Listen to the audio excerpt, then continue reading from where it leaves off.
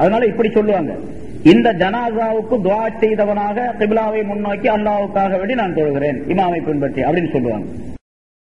அப்ப துஆ செய்கிறது தான் அந்த தொழுகையினுடைய நோக்கமே. அதுக்கு பின்னால் ஒரு துஆ தேவையில்லை. முதல் 4 தக்பீர், ஜனாசாவுக்கு 4 தக்பீர். முதல் தக்பீர் கட்டிய உடனே என்ன ஓதணும்? அதுல மதுஹபுகளுக்கு இடையில கொஞ்சம் கருத்து வேறுபாடு. ஷாஃபி மதுஹபின் படி சூரத்துல் ஃபாத்திஹா ஓத வேண்டும். எல்லா தொழுகைக்கும் சூரத்துல் ஃபாத்திஹா ஓத வேண்டும் என்று ஸல்லல்லாஹு அலைஹி வஸல்லம் அவர்கள் சொல்லி இருக்கின்ற ஒரு ஹதீஸை அடிப்படையாக வைத்து சூரத்துல் ஃபாத்திஹா ஓத வேண்டும் என்பதாக நிர்ணயிக்கப்பட்டிருக்கின்றது. சூரத்துல் ஃபாத்திஹா ஓத வேண்டும் ஷாஃபி மதுஹபின் படி. ஹனஃபி மதுஹபின் படிக்கு எல்லா தொழுகையிலும் தக்பீருக்கு பின்னால சனா ஓதுகின்றவங்க சுப்ஹானக்கல்லாஹும்ம வ பிஹம்திக என்பதாக அதை ஓத வேண்டும். அது ஓதுனா போதுமானது. இரண்டாவது தக்பீருக்கு பின்னால் அல்லாஹ் அக்பர் என்று தக்பீர் கட்டுறது. அப்படி கட்டுவதில் ஷாஃபி மதுஹபில் கையை தூக்கி மறுபடியும் காது வரைக்கும் கையை தூக்கி உயர்த்தி கட்ட வேண்டும். ஹனஃபி மதுஹபின் வெறுமனே அல்லாஹ் அக்பர் என்று சொன்னால் மட்டும் போதுமானது, கையை எடுக்கக்கூடாது. முதல்ல தக்பீர் கட்டுறதோட சரி, இரண்டாவது தடவை கையை எடுக்கக்கூடாது. சலாம் கொடுத்த பின்னால்தான் அப்புறம் கையை விடணும். ஹனஃபி மதுஹபின் படி. ஷாஃபி மதுஹபின் படி 4 தக்பீரிலையும் 4 தடவை கையை உயர்த்தி தக்பீர் கட்டிக் கொள்ள வேண்டும். இரண்டாவது தக்பீருக்கு பின்னால ஸலவாத் ஓத வேண்டும். தொழுகையில எந்த ஸலவாத் இப்ராஹிம் அதை ஓதுகின்றோமோ அதை இரண்டாவது ரக்காயத்துல ஓத வேண்டும். மூன்றாவது ரக்காயத்துல அந்த ஜனாசாவுக்கு வேண்டி துஆ செய்ய வேண்டும், துஆ ஓத வேண்டும். அந்த துஆவுல பொதுவான துஆ, குறிப்பான துஆ என்றெல்லாம் இருக்கின்றது. பொதுவா எந்த ஜனாசாவாக இருந்தாலும், ஆணாக இருந்தாலும் பெண்ணாக இருந்தாலும், சின்ன குழந்தையா இருந்தாலும் பெரிய மனிதராக இருந்தாலும் ஓதக்கூடிய ஒரு பொதுவான துஆவையும் குறிப்பிட்டிருக்கின்றார்கள். அதையும் ஸல்லல்லாஹு அலைஹி வஸல்லம் ஹதீஸின் மூலமாக குறிப்பிடுகின்றார்கள். அல்லாஹும்ம ஃபிர் லி ஹய்யினா வ மய்யித்தினா வ ஷாஹிதினா வ காயிபினா வ ஸகீரினா வ கபீரினா என்ற துஆ. அது மிக சுருக்கமானது. அல்லது அதற்கு குறிப்பாக துஆ செய்யக்கூடிய அல்லாஹும்ம ஃபிர் லி ஹய்யினா வ மய்யித்தினா அப்படின்னா எங்களில் உயிராக இருக்கக்கூடியவர்களுக்கும் இறந்து விட்டவர்களுக்கும் எங்களிலே பெரியவருக்கும் சிறியவருக்கும் ஆணுக்கும் பெண்ணுக்கும் எல்லோருக்கும் நீ மன்னிப்பளிப்பாயாக அப்படின்னு அர்த்தம். அது ஓதுனா போதுமானது அப்படின்னு நிர்ணயம் செய்யப்பட்டிருக்கு. அப்படி இல்லைன்னு சொன்னா ஆண் ஜனாசாவாக இருந்தால் அல்லாஹும்ம ஃபிர் லஹு வ ரஹம்ஹு வ ஆஃபிஹி வ அஃபு அன்ஹு வ அக்ரிம் நுஸுலஹு வ வஸ்ஸி மத்ஹப் எல்லாம் தெரிஞ்சுக்கணும். சும்மா ஜனாசாவுக்கு எப்பாவது ஒரு நாளைக்கு வரணும் அப்படிங்கிறதுக்காக தெரியாமலே இருந்தா அப்படியே தெரியாமலே போயிடும். அதை அந்த துஆக்களை தெரிந்து வைத்துக் கொள்ள வேண்டும். அரபி தெரியாதவர்கள் அதை தமிழ்லையாவது மற்ற மொழிகளையாவது படிச்சு அந்த உச்சரிப்பு சரியாக இருக்கக்கூடிய அமைப்பில் தெரிந்து வைத்துக் கொள்ள வேண்டும். அல்லாஹும்ம ஃபிர் லஹு வ ரஹம்ஹு வ ஆஃபிஹி வ அஃபு அன்ஹு அப்படின்னு ஒரு நீண்ட துஆ.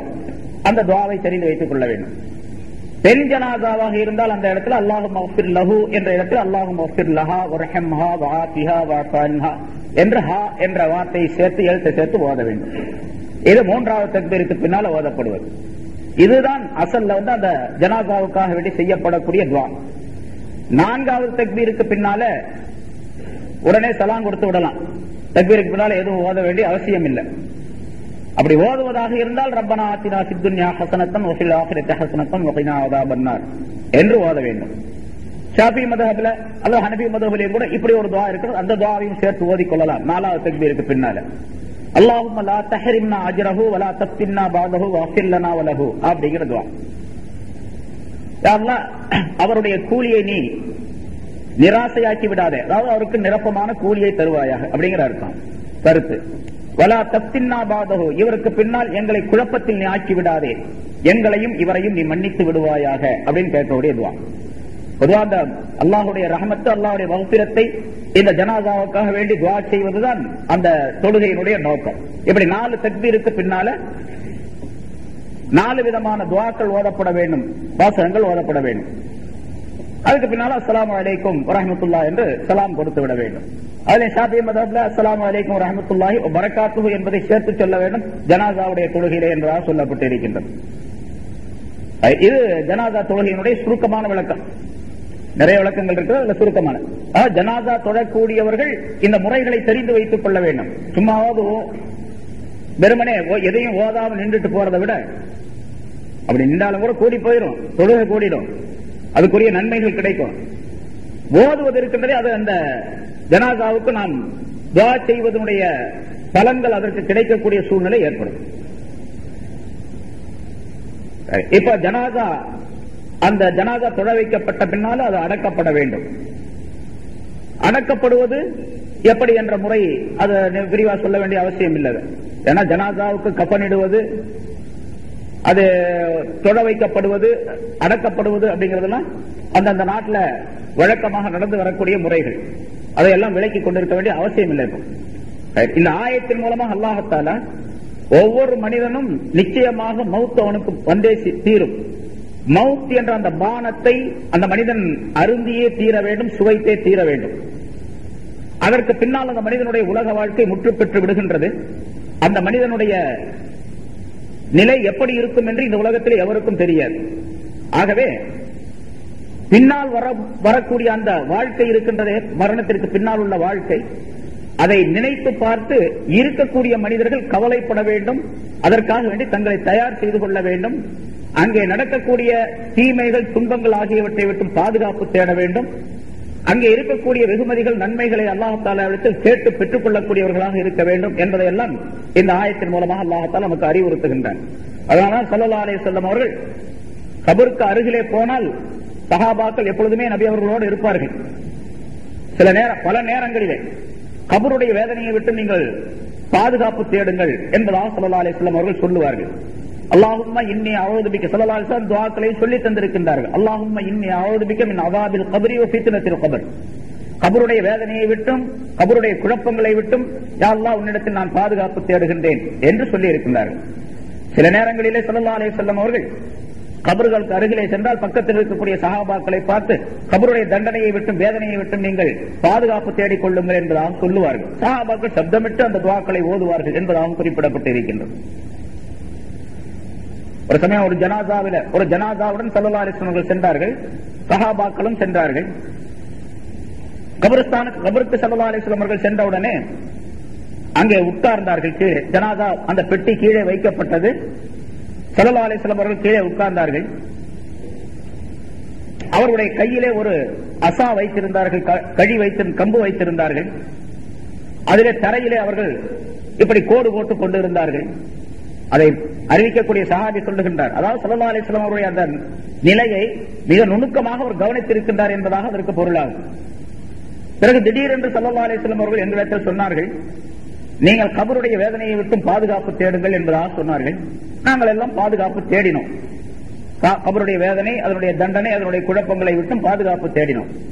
பிறகு ரசூலுல்லாஹி ஸல்லல்லாஹு அலைஹி வஸல்லம் அவர்கள் அந்த கபருடைய நிலையை பற்றி, கபரில் அடக்கப்படக்கூடிய அந்த ஜனாதாவுடைய நிலையை பற்றி ஒரு நீண்ட விளக்கத்தை சொன்னார்கள் என்பதாக குறிப்பிடுகின்றார்கள்.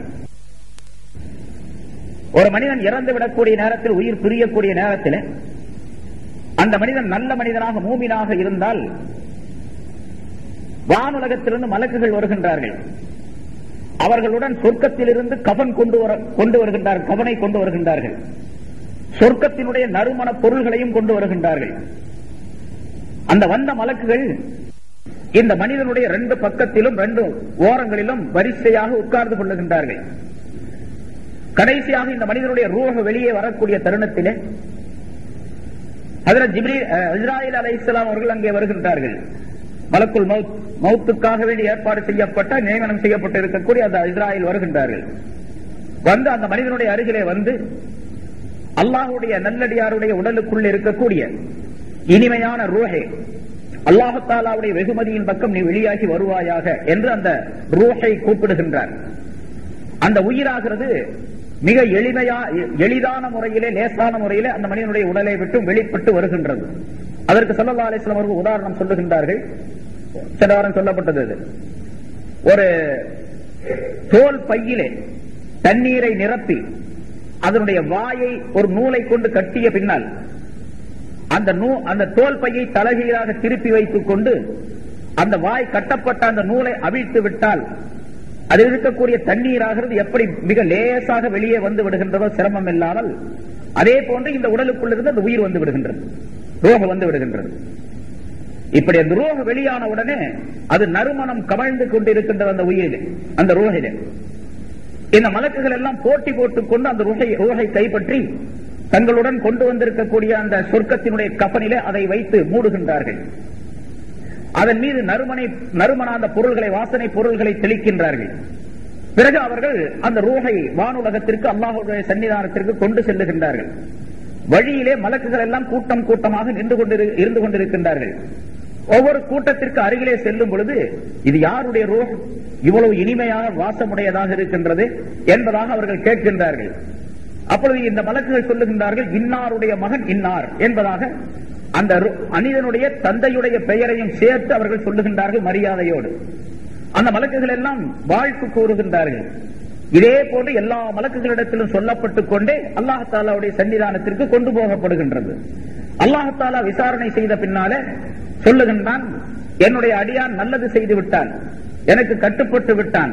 ஆகவே இவருடைய ரூஹை, இவனுடைய பெயரை இல்லியீன் என்ற சொர்க்கத்திலே பதிவு செய்து விடுவீராக, இந்த ரூஹை அதனுடைய இடத்திலே கொண்டு போய் விட்டு விடுவீராக என்பதாக அல்லாஹ் தஆலா சொல்லுகின்றான். அவருடைய பெயராகிறது அதே போல இல்லியீன் என்ற உயர்ந்த சொர்க்கத்திலே பதிவு செய்யப்பட்டு அந்த ரூஹாகிறது இவருடைய சடலம் இருக்கக்கூடிய இடத்திற்கு கொண்டு வந்து விடப்படுகின்றது. அதுக்குள்ளாக இந்த ஜனாசா தொழ வைக்கப்பட்டு அடக்கப்பட்டு எல்லா கபிரஸ்தானிலிருந்து திரும்பிடுவாங்க. அதுக்குள்ள அந்த ஜனாசா அந்த ரூஹாகிறது அங்கே அல்லாஹ் தஆலாவுடைய சன்னிதானத்திற்கு கொண்டு போகப்பட்டு திரும்ப கொண்டு வந்து விடப்படுகின்றது. பிறகு 2 மலக்குகள் வருகின்றார்கள் கபருக்கு. அந்த மலக்குகள் கேள்விகள் கேட்கின்றார்கள். அதெல்லாம் தெரிஞ்ச விஷயம் தான். 3 கேள்வி கேட்பாங்க. அப்படி நம்ம 3 கேள்வி கேட்கிறோமோ அதே மாதிரி 3 கேள்வி கேட்பாங்க அங்கேயும். மன் ரப்புக்க, உன்னுடைய ரப்பு யாரு? வமா தீனுக்க, உன்னுடைய தீன் எது? இந்த மனிதரை பற்றி நீ என்ன சொல்லுகிறாய் அப்படின்னு ரசூலுல்லாஹி ஸல்லல்லாஹு அலைஹி வஸல்லம் பற்றி கேட்பாங்க. இந்த 3 கேள்விதான் பதில் சொல்லிடணும். கேட்டு 1 மணி நேரம் பயான கேட்டுட்டு உடனே எழுதினா கூட மார்க்கு தப்பா இருக்குது. காலமெல்லாம் பாடமாக்கி வச்சு சொன்னா கூட அங்க போய் பாடமாக்கி சொல்ல முடியாது. அமல்களின் மூலமாகத்தான் அந்த பதிலை சொல்ல முடியும். சரி, அப்படி அந்த கேள்வி கேட்கப்பட்ட பின்னால அவர் சரியாக பதில் சொல்லி விடுவார். மூமினாக இருந்தால் சரியாக பதில் சொன்ன பின்னால அந்த கபராகிறது அவருடைய கண்ணுக்கு எட்டிய தூரம் வரைக்கும் விசாலமாக்கப்படுகின்றது. மிக விரிவாக அந்த இடம் விரிவாக்கப்படுகின்றது. பிறகு அந்த மலக்கு ஒரு மனிதர், அதாவது அந்த மலக்குகள் சொல்லி செல்லுகின்றார்கள், நீ புது மாப்பிள்ளையை போன்று எழுப்பப்படும் காலம் வரைக்கும் தூங்கி கொண்டிருப்பாயாக அப்படின்னு சொல்லிட்டு போயிடுறாங்க. அவர் புது மாப்பிள்ளை மாதிரி நீ இங்கே இரு அப்படின்ட்டு. அந்த 2 பேரும் போன உடனே, 2 மலக்குகளும் போன முன்கரணைக்கு மலக்குகள் போன உடனே ஒரு உருவம் வருது. ஒரு அழகான தோற்றம் உள்ள, பார்ப்பதற்கே ரொம்ப அழகாக இருக்கக்கூடிய ஒரு தோற்றம், ஒரு உருவம். அந்த ஜனாதா, அந்த மனிதன் கேட்கிறான், நீ யார் பண்ணி ரொம்ப அழகா இருக்கிற, உன்னை பார்த்துட்டே இருக்கலாம் போல் இருக்க, நீ யார் அப்படின்னு. நான் தான் உன்னுடைய நல்ல அமல்கள், நீ உலகத்திலே செய்த நல்ல அமல்கள். அல்லாஹ் தஆலா அந்த நல்ல அமல்களை, நீ செய்த அந்த நல்ல அமல்களை இப்படி ஒரு அழகான வடிவமாக ஆக்கி உன்னோடு உனக்கு துணையாக எழுப்பப்படும் நாள் வரைக்கும் உன்னோடு துணையாக இருக்குமாறு அல்லாஹ் தஆலா எனக்கு கட்டளையிட்டு இருக்கின்றான் என்று அந்த உருவம் சொல்லுகின்றது. அந்த மனிதன் மிக சந்தோஷமாக அந்த ஆலமுல் பர்ஸக் என்ற கபருடைய அந்த உலகத்திலே வாழ்ந்து வருகின்றான். இதற்கு நேர் மாறாக இறந்து விடக்கூடிய அந்த மனிதன் ஒரு காபிராக இருந்தால், அல்லது ஃபாஜிராக பாவம் செய்த மனிதனாக இருந்தால், அப்பவும் மலக்குகள் வர்றாங்க நிறைய. உயிர் போகக்கூடிய தருணத்தில் அவர்கள் மிக கடுமையான, அதாவது விகாரமான தோற்றம் உள்ள மலக்குகள் வருகின்றார்கள். நரகத்தில் இருந்து கஃனை கொண்டு வருகின்றார்கள். அந்த கஃனோடு அவர்கள் வரிசையாக உட்கார்ந்து இருக்கின்றார்கள் 2 பக்கத்திலும். கடைசியாக மலக்குல் மௌத் வருகின்றார். கெட்ட மனிதனுடைய உடலுக்குள்ளே இருக்கக்கூடிய கெட்ட ரூஹை அல்லாஹ் தஆலாவுடைய தண்டனையின் பக்கம் நீ வெளிப்பட்டு வருவாயாக அப்படின்னு கூப்பிடுறார். அது வரமாட்டேன்னு போய் ஓடி ஒளிஞ்சுக்குது. உடல்ல எங்க பார்த்தாலும் ஓடுது, வெளியே வரமாட்டேங்குது. பிறகு அதை வம்பாக கடினமாக அதை பிடித்து இழுத்து வெளியே கொண்டு வருகின்றார் மலக்குல் மௌத். அதை எப்படி வெளியே கொண்டு வருகின்றார் அப்படிங்கிறது ஸல்லல்லாஹு அலைஹி வஸல்லம் அவர்கள் சொல்லுகின்றார்கள். உதாரணம் சொல்லுகின்றார்கள். ஒரு மெல்லிய துணி இப்ப நம்ம மேல போட்டிருக்கோம், இந்த மாதிரி ஒரு மெல்லிய துண்டு, முள் நிறைந்த முட்செடிகள் நிறைந்த ஒரு பகுதியில, முள் செடியில அந்த துண்டை அப்படியே விரித்து விட்டு வச்சு விட்டா என்ன ஆகும்? அந்த முள்ளு போய் எல்லா இடத்துலயும் குத்திக்கிட்டு நிற்கும். ஒரு ஓரத்தை பிடித்து வேகமாக இழுத்தால் எப்படி அந்த துணியாகிறது தார் தாராக கிழிந்து கொண்டு வருமோ, அதே போன்று அந்த உயிரை பிடித்து இழுக்கின்றார். அது மிக சிரமப்பட்டு வெளியே வருகின்றது. வந்தவுடனேயே இந்த நரகத்தினுடைய கபரிலே அந்த மலக்குகள் எல்லாம் அதனை வைத்து மூடுகின்றார்கள். பிறகு கொண்டு செல்லுகின்றார்கள். அது ஒரே துர்வாடையாக, ஒரே நாற்றமாக இருக்கின்றது. பயங்கரமான நாற்றம் எடுக்கின்றது. அந்த கூவம் இருக்கு பாருங்க, அது மாதிரி அல்ல, அதோட 1000 மடங்கு நாற்றம் இருக்கும். ஏன்னு கேட்டா, முன்னால் நான் சொல்லியிருக்கிறேன், பாவங்கள் செய்யும் பொழுது பாவம் என்பது நாற்றம் உடையது. அது துர்நாற்றம் உடையது. எவ்வளவு துர்நாற்றம் சொன்னா ஒரு மனுஷன் சகிக்கவே முடியாது. அந்த வாடையை கண்டால் சகிக்கவே முடியாது. அந்த வாடை எப்பொழுது தெரியும்? மௌத்தா போன பிறகுதான் தெரியும், இப்ப தெரியாது. அதே மாதிரி ஈமானும் நல்ல அமல்களும் நறுமணம் உள்ளது. அந்த வாடை எப்ப தெரியும்? நறுமணம் எப்ப தெரியும்? மௌத்தான போன பின்னால் அந்த ரூஹ் வாடை உடையதாக இருக்கும், மனம் உடையதாக இருக்கும். தீமை செய்திருந்தால் அந்த ரூஹ் ஆகிறது. இப்ப நம்ம செய்யக்கூடிய நம்முடைய வெளி உறுப்புகளால், கையால, காலால, கண்ணு, காது, மூக்கு, நாக்கு, கால், எல்லா உறுப்புகளால் செய்யக்கூடிய பாவங்களுடைய பலன்கள், பாவங்களுடைய பிரதிபலிப்பு எங்கே போய் சேர்கின்றது? நம்முடைய உடலுக்குள்ளே இருக்கக்கூடிய ரூஹை போய் தாக்குகின்றது. அந்த ரூஹையில குடிகொண்டு, நன்மைகள் செய்தால் நறுமணம் குடிகொள்ளுகின்றது, தீமைகள் செய்தால் தீய வாடையாகிறது, அதிலே குடிகொண்டு அமைந்து விடுகின்றது. ஆக அந்த ரூஹ், கெட்ட ரூஹ் இருக்கின்றது, அது கடுமையான துர்வாடை உடையதாக இருக்கின்றது. அதை கொண்டு போகும் போதெல்லாம் வழியில் இருக்கக்கூடிய மலக்குகள் கேட்கிறாங்க, இது யாருப்பா இருந்தாலும் இந்த நாட்டனாருது அப்படின்னு கேட்கிறாங்க. இன்னாருடைய மகன் இன்னார் அப்படின்னு சொல்றாங்க. அப்ப அந்த மலக்குகள் எல்லாம் அவன் மீது நாசம் உண்டாவதாக, அல்லாஹ்வுடைய சாபம் உண்டாவதாக என்று சபிக்கின்றார்கள். இப்படியே அல்லாஹ்வுடைய சன்னிதானத்திற்கு கொண்டு செல்லப்படுகின்றது. அல்லாஹ் தஆலா சொல்லுகின்றான், இவன் ரொம்ப கெட்ட மனிதனாக இருக்கின்றான், ஆகவே இவனை சிஜ்ஜீன் என்று சொல்லப்படக்கூடிய நரகத்தினுடைய அடித்தளத்திலே இவனுடைய பெயரை நீங்கள் எழுதி விடுவீர்களாக, பிறகு இந்த ரூஹை அதனுடைய இடத்திலே கொண்டு போய் விட்டு விடுவீர்களாக என்று அல்லாஹ் தஆலா சொல்லுகின்றான். அதே போல அவனுடைய நரகத்தினுடைய பகுதியிலே சிஜ்ஜீன் என்ற இடத்திலே அந்த மனிதனுடைய பெயர் எழுதப்பட்டு விடுகின்றது. அந்த ரூஹ் கபருக்கு அனுப்பப்படுகின்றது. எப்படி அனுப்பப்படுகின்றது என்று சொன்னால், முதல்ல உள்ள ரூஹ் மரியாதையா கொண்டு வந்து கபர்ல வச்சுட்டு போறாங்க. இந்த ரூஹை வானத்திலிருந்து அப்படி தூக்கி எறிஞ்சிடுறாங்க கீழே. அது வேகமாக வந்து கீழே அடித்து மோதிக்கொண்டு பயங்கரமான ஒரு சூழ்நிலையிலே அது கீழே வந்து விடுகின்றது, அவருடைய கபருக்கு போய் சேர்ந்து விடுகின்றது. ஸல்லல்லாஹு அலைஹி வஸல்லம் அவருக்கு சில உதாரணங்களை சொல்லித் தருகின்றார்கள். நீண்ட விளக்கு, நீண்ட ஹதீஸ், ஒரு பெரிய ஹதீஸ். பிறகு அந்த மனிதனுக்கு கேள்வி கணக்கு கேட்பதற்காக வேண்டி 2 மலக்குகள் வருகின்றார்கள். மன் ரப்புக்கு, அவனுடைய ரப்பு யார் அப்படின்னு கேட்கிறாங்க. ஆஹா, எனக்கு ஒண்ணுமே தெரியாது அப்படிங்கிறாங்க. ஸல்லல்லாஹு அலைஹி வஸல்லம் அப்படி சொல்றாங்க, ஹா ஹா லா அத்ரி, எனக்கு ஒண்ணுமே தெரியாது அப்படிங்கிற. அப்புறம் அவமா தீனுக்கு, அவனுடைய தீன் எதுன்னு கேட்கிறான். ஹா ஹா லா அத்ரி, எனக்கு ஒண்ணும் தெரியாது. இந்த மனிதரை பற்றி நீ என்ன சொல்லுகிறாய் அப்படின்னு கேட்கிறாங்க. இவரை எல்லாரும் சொல்லுவாங்க, அல்லாஹ்வுடைய ரசூல் சொல்லுவாங்க, எனக்கு தெரியாது இவரை பத்தி அப்படின்னு சொல்றேன். உடனே அவர்கள் தன்னுடைய கையில ஒரு தண்டாயுதம், பெரிய ஆயுதம் ஒண்ணு வச்சிருக்கிறாங்க, இரும்பு தடி. அதனால் அந்த மனிதனை அடிக்கின்றார்கள். அடித்த வேகத்திலே பூமிக்குள்ளே 70 முழம் உள்ளே போய்விட்டு அப்புறம் திரும்பி வர்றாங்க. அடிச்ச ஒரே அடியில எவ்வளவு போறான் உள்ள? 70 முழம் போய்விட்டு திரும்பி வருகின்றான். திரும்பவும் கேட்கிறாங்க, சொல்ல மாட்டேங்கிறான், திரும்பவும் அடிக்கிறார். இப்படியே அவருக்கு வேதனை நடைபெற்றுக் கொண்டிருக்கின்றது. பிறகு நரகத்தினுடைய ஒரு கதவு திறக்கப்பட்டு அதனுடைய துர்வாடை, அதனுடைய ஜுவாலை, நெருப்பினுடைய சூடு அந்த மனிதனுக்கு தாக்கக்கூடிய அளவுக்கு திறந்து வைத்து விட்டு, நீ இப்படியே கியாமத் நாள் வரைக்கும், எழுப்பப்படும் நாள் வரைக்கும் தண்டனை அனுபவித்துக் கொண்டு அப்படின்னு போயிடுறாங்க அவங்க 2 பேரும். அங்க ஒரு உருவம் வருது, ரொம்ப விகாரமான தோற்றம், பயங்கரமான தோற்றம். அதை பார்த்த உடனே இன்னும் கொஞ்சம் பயம் இவனுக்கு. நீ யாருப்பா, உன்னை பார்த்தாவே பயமா இருக்கு, வேற தண்டனையே தேவையில்லை, உன்னை பார்த்துக்கிட்டே இருந்தா அதே தண்டனை தான். அப்படிப்பட்ட உருவம், நீ யார் அப்படின்னு. நான் தான் நீ உலகத்துல செஞ்ச கெட்ட அமல்கள், பாவங்கள் உன் கூடவே இருக்குமாறு அல்லாஹ் தஆலா எனக்கு கட்டளையிட்டு இருக்க, உன்னை பிரியவே மாட்டேன், உன்னோட தான் இருப்பேன் என்பதாக சொல்லி அந்த உருவம் சொல்லுகின்றது என்று ஸல்லல்லாஹு அலைஹி வஸல்லம் அந்த கபரிஸ்தான்ல உட்கார்ந்து சொன்னாங்க. சொல்லிட்டு சொன்னாங்க, அதனாலதான் நீங்கள் கபருடைய தண்டனையை விட்டும், வேதனையை விட்டும், குழப்பங்களை விட்டும் பாதுகாப்பு தேடுங்கள் என்பதாக ஸல்லல்லாஹு அலைஹி வஸல்லம் சொன்னார்கள் என்று குறிப்பிடுகின்றார்கள். கபர் இருக்கின்றதே, நல்ல மனிதனாக இருந்தால் ரௌலத்தும் மின் ரியாலில் ஜன்னா, சொர்க்கத்தினுடைய பூங்காக்களில் ஒரு பூங்காவாக அது மாறிவிடும். கெட்ட மனிதனாக இருந்தால் ஹுஃபரத்தும் மின் ஹுஃபரின் நீரான், நரகத்துடைய படுகுழிகளில் ஒரு படுகுழியாக அது அந்த மனிதனுக்கு மாறிவிடும் என்று ஸல்லல்லாஹு அலைஹி வஸல்லம் அவர்கள் குறிப்பிடுகின்றார்கள். அதனால கபருடைய வேதனையை விட்டு அடிக்கடி துஆ கேட்டுக்கொண்டே இருக்க வேண்டும். கபரு நிச்சயமாக, கபருக்கு எல்லாரும் போவோம், யாரும் போகாம இருக்க முடியாது, எல்லாரும் கபருக்கு போவோம். கபருக்கு போனோம், கபருக்குள்ள கொண்டு போய் அடக்கினாலும் சரி, கடலுக்குள்ள கொண்டு போய் போட்டாலும் சரி, அல்லது மற்ற கவுமுகள் செய்யறாங்க நெருப்புல போட்டு கரிச்சு அது மாதிரி செஞ்சாலும் சரி, எப்படி இருந்தாலும் சரி, அதுக்கு அது எந்த நிலையில் இருக்காலும் அதுதான் அவனுக்கு கபரு. எரிச்சு சாம்பலாக்கி அதை கொண்டு போய் கடல்ல கொஞ்சம், தரையில கொஞ்சம் தூவி விட்டுறாங்க, அதான் கபரு அவருக்கு. அந்த இடத்துலயும் கேள்வி கணக்கு உண்டு, தண்டனை உண்டு, எல்லாம் உண்டு. அதான் சாம்பலா போறான்னு எப்படி கேட்பாங்க, எப்படி அந்த மலக்குகள் எல்லாம் வருவாங்க அப்படின்னா நம்ம யோசனை பண்ண வேண்டிய அவசியமே இல்லை. இது நமக்கு விளங்காது. இப்ப நான் முன்னாலே சொல்லியிருக்கிறேன், இஸ்லாம் என்பது அறிவுபூர்வமான மார்க்கம், அறிவியல் மார்க்கம். அது அறிவியல் மார்க்கம் அப்படின்னு சொன்னா மனிதன் பிறந்ததிலிருந்து இறக்கக்கூடிய நேரம் வரைக்கும் தான் அறிவியல் மார்க்கம். மவுத்துக்கு பின்னால ஆகிரத்துடைய நிலை இருக்குது பாருங்க, அதுக்கும் அறிவுக்கும் சம்பந்தமே இருக்காது. அவன் இறக்குற வரைக்கும் நம்ம உயிர் போற வரைக்கும் தான் அறிவியல் மார்க்கம். அது சொன்னா அது அறிவுபூர்வமான விளக்கங்களுக்கு கொடுக்கப்படலாம். மவுத்துடைய நேரம் வந்துருச்சு, சக்கராத்துடைய நேரம் வந்துருச்சு, அதுக்கு பின்னால அறிவுக்கு அதுக்கு சம்பந்தமே இருக்க. இவன் எவ்வளவு பெரிய அறிவாளியா இருந்தாலும் சிந்திச்சு பார்த்தா ஒண்ணும் விளங்காது, எதுவுமே விளங்காது.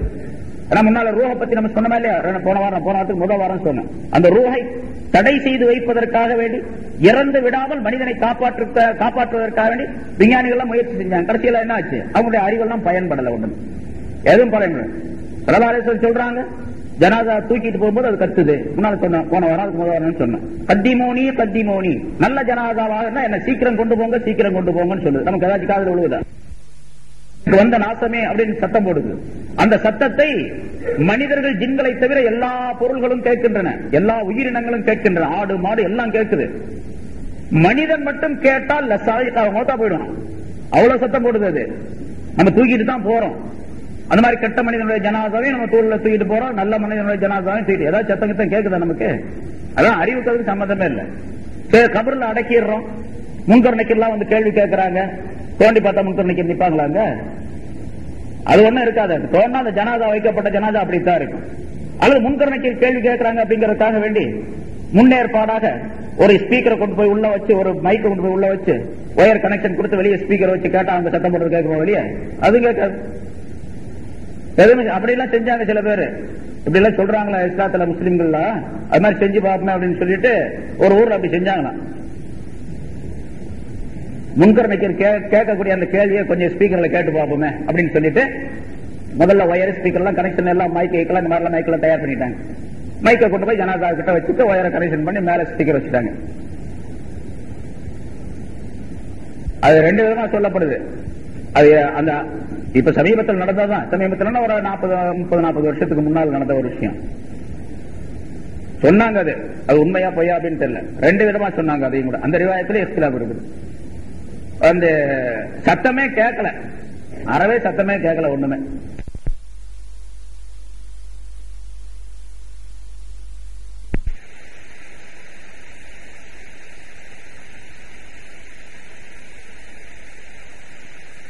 பேர் இருந்தாங்க பாருங்க, அவங்களுக்கு என்னன்னு விளங்கல, திடீர்னு மயக்கம் வந்து கீழே விழுந்தாங்க. அப்புறம் எந்திரிச்சு கொஞ்ச நேரம் வச்சு மயக்கம் தெரிஞ்சு எந்திரிச்சு போயிட்டாங்க. இப்படி சொல்லப்படுது. அப்படி மைக்கு ஸ்பீக்கர் வச்சாலும் கூட கேட்க முடியாது. இதெல்லாம் மனிதனுடைய அறிவுக்கு அப்பாற்பட்ட விஷயம். கபர்ல நடக்குது அப்படின்னு சொல்றாங்க, மற்றவங்களுக்கு தான் தெரியறது இல்ல. ஸல்லல்லாஹு அலைஹி வஸல்லம் சொல்லி காட்டினாங்க. முன்னாலும் பல தடவை சொல்லப்பட்டிருக்கு. 2 கபர் இருக்கக்கூடிய இடத்துக்கு ஸல்லல்லாஹு அலைஹி வஸல்லம் போனாங்க. சஹாபாக்கள் எல்லாம் போயிட்டு இருந்தாங்க. இந்த 2 கபர்ல உள்ளவர்களும் வேதனை செய்யப்படுகின்றார்கள், தண்டனை கொடுக்கப்படுகின்றார்கள் அப்படின்னு சொல்லிட்டு, பெரிய பாவங்கள் செய்ததின் காரணமாக இவர்கள் தண்டனை கொடுக்கப்படவில்லை. மாறாக ஒரு மனிதர் ஒரு கபரில் இருக்கக்கூடியவர் கோழி சொல்லி திரிந்து கொண்டிருந்தார். இன்னொருவர் சிறுநீர் கழித்து துப்புரவு செய்யாமல் இருந்தார், சுத்தம் செய்யாமல் இருந்தார். அதனால 2 பேருக்கு தண்டனை கிடைக்குது என்று சொல்லிவிட்டு ஸல்லல்லாஹு அலைஹி வஸல்லம் அவர்கள் ஒரு பச்சை பேரிச்ச மட்டையை கொண்டு வர சொல்லி அதை 2ஆக பிளந்து இந்த கபர்ல ஒண்ணு அந்த கபர்ல ஒண்ணு நட்டு வச்சாங்க. யார சொன்னா இதை ஏன் இப்படி வைக்கிறீங்க அப்படின்னு கேட்டாங்க சஹாபாக்கள். இது காயாமல் இருக்கும் காலம் எல்லாம் இவர்களுடைய பாவங்கள், இவர்களுடைய தண்டனை குறைக்கப்படலாம் என்று ஸல்லல்லாஹு அலைஹி வஸல்லம் சொன்னாங்க. இப்ப கபர்ல நடக்கக்கூடிய வேதனை ஸல்லல்லாஹு அலைஹி வஸல்லம் பார்த்திருக்கிறாங்க. அதனால அந்த மாதிரி செஞ்சாங்க, சொன்னாங்க. கபர்ல நிச்சயமாக வேதனை தண்டனை உண்டு என்று ஒவ்வொரு மூமினான மனிதரும் நம்ப வேண்டும். நம்பினா தானே, அதாவது மறைமுகமான விஷயங்களை நம்புறதான ஈமான் அப்படின்னு பேர். ஸல்லல்லாஹு அலைஹி வஸல்லம் மிக தெளிவாக அல்லாஹ் குர்ஆனில் சொல்லுகின்றான். ஸல்லல்லாஹு அலைஹி வஸல்லம் ஹதீஸ்கள்ல பல நிகழ்ச்சிகளை சொல்லி தந்திருக்கின்றார்கள். கபர்ல ஒரு மனிதர் இந்த தண்டனைகளை விட்டும், இந்த உலகத்துல நல்ல அமல் செய்யணும், முதல்ல நல்ல அமல்களை செய்வதோடு, நல்ல வேலைகளை செய்வதோடு, அல்லாஹ் ரசூலுக்கு கட்டுப்பட்டு நடப்பதோடு, கபருடைய வேதனையை விட்டும் தப்பிப்பதற்காக வேண்டி சில முறைகளையும் ஸல்லல்லாஹு அலைஹி வஸல்லம் சொல்லி காட்டுகின்றார், சொல்லி இருக்கின்றார்கள். அதையும் செய்ய வேண்டும். அது எவர் ஒருவர் ஒவ்வொரு நாளும் இரவு நேரத்திலே சூரத்துல் முல்க், தபாரக்கல்லதி பியதிஹில் முல்க் என்று வருகின்றது, அந்த சூறாவை 30 ஆயத்துகள் கொண்ட அந்த சூறாவை ஓதி வருவாரேயானால் நிரந்தரமாக அவர் கபருடைய வேதனையை விட்டும் தப்பித்துக் கொள்ளுவார், பாதுகாக்கப்படுவார் என்பதான் குறிப்பிடுகின்றார்கள்.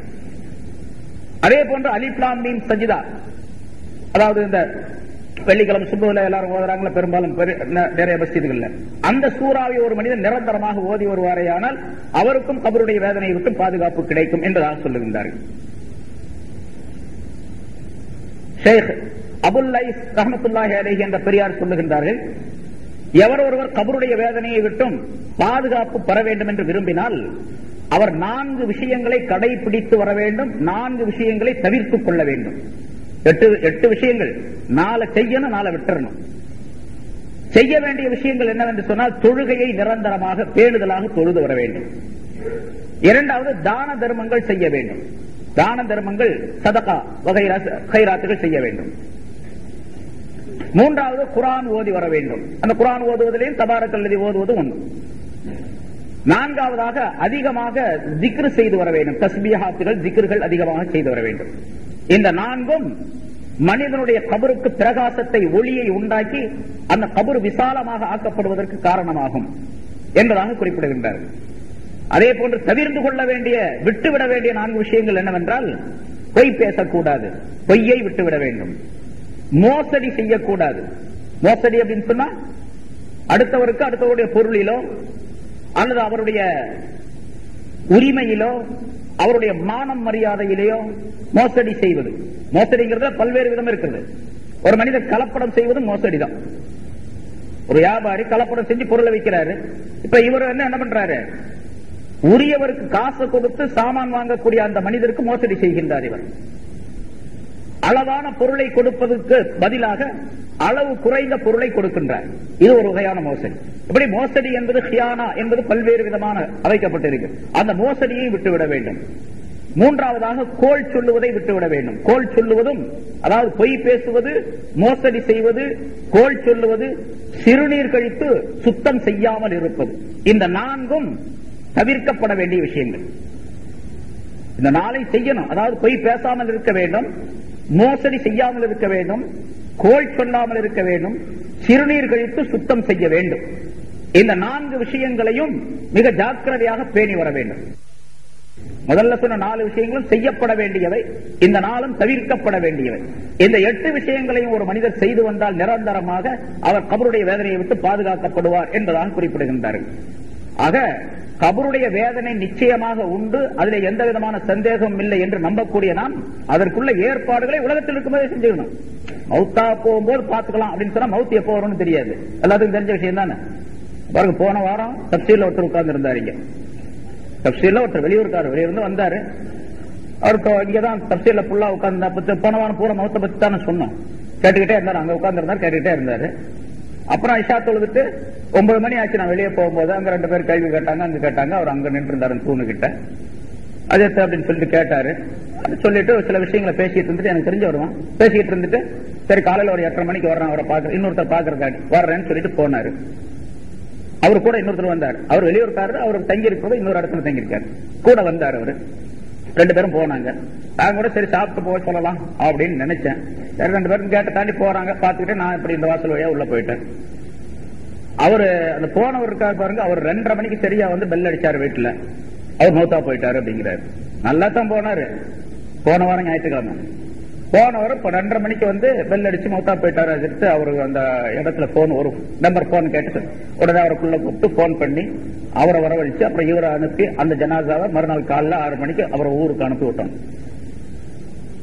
இப்ப அவரு திங்கட்கிழமை காலையில அவரு ஒரு ஹாஸ்பிட்டல்ல வந்து இது பூரா பாடி டெஸ்டுக்காக வேண்டி இது கொடுத்திருக்கிறார், ECG அது அந்த ஸ்கேன் எல்லாம் கொடுத்திருக்காரு.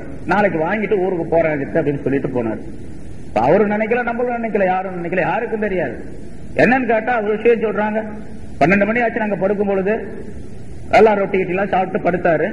படுத்து கொஞ்சம் தூங்கின, கொஞ்சம் அசந்து தூங்கக்கூடிய நேரத்தில் இருமனாரு. 3 தடவை இருமனார். 4வது தடவை என்ன ஆஸ்பத்திரிக்கு கொண்டு போனாரு.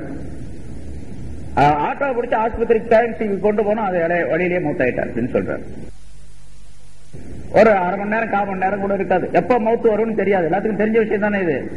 கேட்கும்போது நமக்கு பயமா இருக்கா? ஆனா எல்லாத்துக்கும் தெரியும் எவ்வளவு நேரத்துல மௌத்து வரும். சஹாபாக்கள் ஸல்லல்லாஹு அலைஹி வஸல்லம் கேட்டாங்க, மௌத்து ரொம்ப சீக்கிரம் வரும்ல? ஆமா. எவ்வளவு நேரத்துல வரும்? ஒருத்தர் சொன்னாரு, சுபுக்கு ஒருத்தர் வந்தார், ஃபஜ்ர் தொழுகை வந்தாரு, லொஹருக்கு வரல. அப்ப கேட்டா அவர் மௌத்தா போயிட்டுன்னு சொன்னாங்க. அதனால மௌத்து என்பது சுபுல இருந்து லொஹர் நேரத்துக்குள்ள வரும் அப்படின்னாரு அவர் விளக்கம். அந்த சஹாபி அவருக்கு தெரிஞ்சது. இன்னொருத்தர் சொன்னாரு, இல்ல லொஹர்ல இருந்து அசருக்குள்ள வந்துரும் அப்படின்னாரு. ஏன்னு கேட்டா அவர் வந்து லொஹருக்கு வந்த சஹாபி அசர்ல காணா. என்னன்னு கேட்டா மௌத்தா போயிட்டான்னு சொன்னாங்க. அதனால அவர் அந்த நேரத்துல வரும். இன்னொருத்தர் சொன்னாரு, இல்ல அசர்ல இருந்து மகரிபுக்குள்ள வந்துரும் அப்படின்னாரு. ஏன்னா அது ரொம்ப இன்னும் கொஞ்சம் சுருக்கமான நேரம். அசருக்கு ஒருத்தர் வந்தாரு, மகரிப்ல கேட்டா மௌத்தா போயிட்டாருன்னு சொன்னாங்க. அதனால மகரிபுக்குள்ள வந்துரும் அப்படின்னாங்க. என்ன இன்னொருத்தர் கேட்டா மகர் வந்து இஷாவுடைய நேரத்துக்குள்ள வரும். ஏன்னா அவரு அதை பார்த்திருக்காரு, இன்னொரு ஜனாசா அந்த மாதிரி. இப்படியே சஹாபாக்கள் சொன்னாங்க. ஸல்லல்லாஹு அலைஹி வஸல்லம் சொன்னாங்க, அப்படி இல்லை, நீங்க எல்லாம் நினைக்கிறத விட சொல்றதை விட ரொம்ப சீக்கிரம் மவுத் என்பது வரும். எப்படி வரும்னு கேட்டா, ஒரு வாய் உணவை எடுத்து உள்ளே வைத்து இன்னொரு வாய் எடுத்து வைப்பதற்குள்ள மவுத் வந்துடும். சாப்பிட்டுக்கிட்டே இருக்கிறீங்க, ஒரு வாய் ஒரு கவலம் எடுத்து உள்ள போட்டாச்சு, இன்னொரு கவலம் எடுத்து அதை முழுங்கிட்டு இதை முழுகிறதுக்குள்ள மவுத் வந்துடும். நடந்துகிட்டே இருக்கிறீங்க, ஒரு காலடியை எடுத்து வைத்து இன்னொரு காலை தூக்கி அந்த பக்கம் வைக்கிறதுக்குள்ள மவுத் வந்துடும். முன்னால ஒரு விஷயம் சொல்லி இருக்கிறேன். ஸல்லல்லாஹு அலைஹி வஸல்லம் அவர்கள் சொல்லி காட்டிய விஷயம். ஸல்லல்லாஹு அலைஹி வஸல்லம் அவர்கள் ஒரு தடவை சிறுநீர் கழித்தார்கள், பிஷாப் செய்தார்கள். ஸல்லல்லாஹு அலைஹி வஸல்லம் எப்பொழுதுமே ஒழுவுடன் இருப்பார்கள். 24 மணி நேரம் ஒழுவுடன் இருப்பாங்க. நபி இல்ல, அவங்க உயர்ந்த நபி இல்ல, எப்பவுமே ஒழுவுடன். எப்ப வகை வரும், எப்ப ஜிப்ரீல் அலைஹிஸ்ஸலாம் வருவாங்கன்னு தெரியாது, எப்பவுமே ஒழுவோட இருக்கணும். சிறுநீர் கழித்த உடனே இப்ப அந்த இடத்துல சிறுநீர் கழிக்கிறது பிஷாப் இருக்குல்ல, அந்த இடத்துக்கு போயிருப்பாங்க. இப்ப இந்த இடத்துல தண்ணி வைக்கப்பட்டிருக்கு ஒளி செய்யறதுக்காக வேண்டி. சிறுநீர் கழித்து முடித்த உடனே ஸல்லல்லாஹு அலைஹி வஸல்லம் அதே இடத்துல தயமம் செஞ்சுக்கிட்டாங்க. அதே இடத்துல தயமம் செஞ்சுக்கிட்டு அப்புறம் இங்க வந்தாங்க. அந்த தண்ணி வச்சுக்கிட்டு நின்றா பாருங்க அந்த சஹாபி, அவரோ அல்லது மற்றவரோ கேட்டாங்க, யார சொல்ல தண்ணி தான் இங்க இருக்குது, அங்க ஏன் தயமம் செஞ்சீங்கன்னு கேட்டாங்க. ஸல்லல்லாஹு அலைஹி வஸல்லம் அவர்கள் சொன்னார்கள், இந்த தண்ணீரை நான் அடைந்து விடுவேன் அப்படிங்கிறதுக்கு என்ன உத்தரவாதம் இருக்குது அப்படின்னு சொன்னாங்க.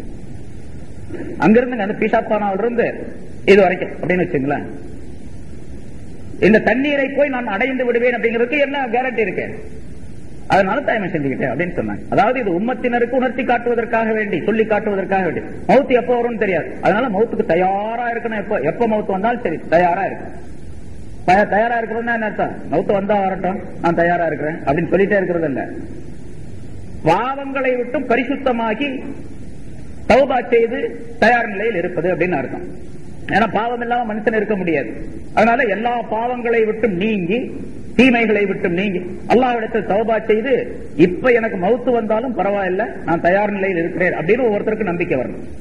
அந்த நம்பிக்கையை உண்டாக்கி கொள்ள வேண்டும், தௌபாவை உண்டாக்கி கொள்ள வேண்டும். அதுதான் இந்த ஆயத்தினுடைய நோக்கம். அதாவது குல்லு நஃப்ஸின் ஸாயிகத்துல் மௌத், ஒவ்வொரு ஆத்மாவும் ஒவ்வொரு ஆன்மாவும் மௌத்தை சுவைக்கக்கூடியதாகவே இருக்கின்றது அப்படிங்கிறதுடைய நோக்கம். மவுத் வரும், அதை அந்த நம்பிக்கையை கொண்டு இருக்கக்கூடிய மனிதன் அதுக்கு தயார் நிலையில் தன்னை அமைத்துக் கொள்ள வேண்டும் என்பதை இந்த ஆயத்தின் மூலமாக அல்லாஹ் தஆலா சொல்லி காட்டுகின்றான். இந்த ஆயத்துல ஒரு பகுதிதான் சொல்லப்பட்டிருக்குது. அடுத்து இன்ஷா அல்லாஹ் நான் அடுத்த வாரம் சொல்லுவோம். இன்னமா துவஃபௌன உஜூரக்கும் யௌமல் கியாமா, அது ஒரு வாசகம். ஃபமன் ஸுஹ்ஸிஹா அனின் நாரி வ உத்கிலல் ஜன்னத ஃபகத் ஃபாஸ், அது ஒரு வாசகம். வமல் ஹயாத்துத் துன்யா இல்லா மத்தால் குரூர், அர்த்தம்லாம் சொல்லப்பட்ட போன வாரம் சொன்னா, அதுக்கு போன வாரம் சொன்னா, இப்பவும் சொன்னா, அர்த்தம் சொல்லியாச்சு. அதுக்குரிய விளக்கங்களை இன்ஷா அல்லாஹ் அடுத்த வாரம் சொல்லுவோம். இது ஏன்னா அடுத்த இஷாவுக்கு பின்னால பயான் இருக்கனால சீக்கிரம் முடிச்சிடும். அல்லாஹ் தஆலா மௌத்துடைய இந்த செய்திகளை அல்லாஹ் தஆலா சொல்லக்கூடிய இந்த ஆயத்தின் மூலமாக கேட்ட விளக்கங்களின்படி மௌத்துக்கு தயார் நிலையில் நாம் ஆக்கிக் கொள்ள வேண்டும். நம்முடைய ஜனாசா பரிசுத்தமானதாக இருக்க வேண்டும்.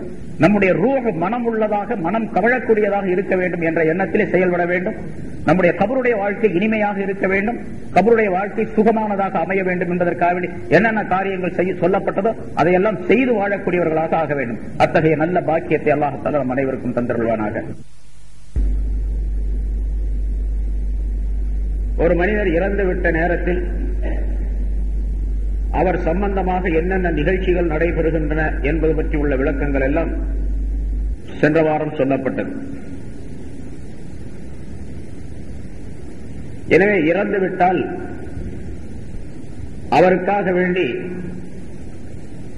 இருப்பவர்கள் சடங்குகள் செய்து அவருக்காக வேண்டி கவலைப்பட்டுக் கொண்டிருக்க வேண்டிய அவசியம் என்பது நிரந்தரமாக இருக்க வேண்டிய தேவையில்லை. இறந்துவிட்ட மனிதரை பார்த்து இறந்து விடக்கூடிய மனிதர் படிப்பினை பெறக்கூடியவராக இருக்க வேண்டும் என்பதும் அங்கே குறிப்பிடப்பட்டது. இந்த உலகத்தில் எவ்வளவு காலம் வாழ்ந்தாலும் ஒரு நாள் நிச்சயமாக இறந்தே தீர வேண்டும். அதற்கு ஒவ்வொருவரும் தன்னை தயார்படுத்திக் கொள்ள வேண்டும் என்ற விளக்கமும் சொல்லப்பட்டது. பிறகு மௌத்து சம்பந்தமாக மனிதன் கபரிலே அடக்கப்பட்ட பின்னால் நடைபெறக்கூடிய நிகழ்ச்சிகள், அதற்கு பிறகு உள்ள நிகழ்ச்சிகள் எல்லாம் பல தடவை சொல்லப்பட்டிருக்கின்றன.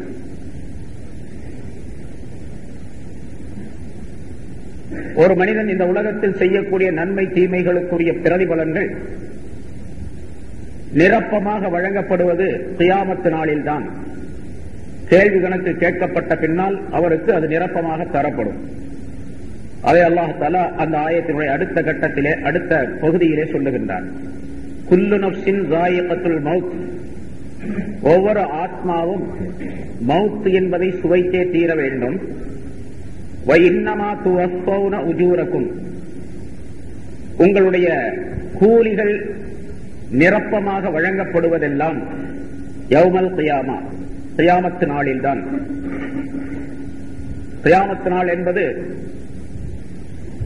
இந்த இடத்தில் எந்த நாளிலே உலக மக்கள் அனைவரையும் அல்லாஹ் தஆலா ஒன்றாக நிறுத்தி வைத்து இந்த உலகத்தில் செய்த நன்மை தீமைகளை பற்றி விசாரணை செய்து அவர்களுடைய செயலேடுகளை அவர்களிடத்தில் கொடுத்து படித்து பார்க்க செய்து பிறகு நன்மை தீமைகளை மீசான் என்ற தராசில் எடை போட்டு நிறுத்து பார்த்து பிறகு அவர்களுக்குரிய நன்மை தீமைகளுக்குரிய கூலியை வழங்குகின்றானோ அந்த நாள் கியாமத்து நாள் என்பதாக சொல்லப்படும்.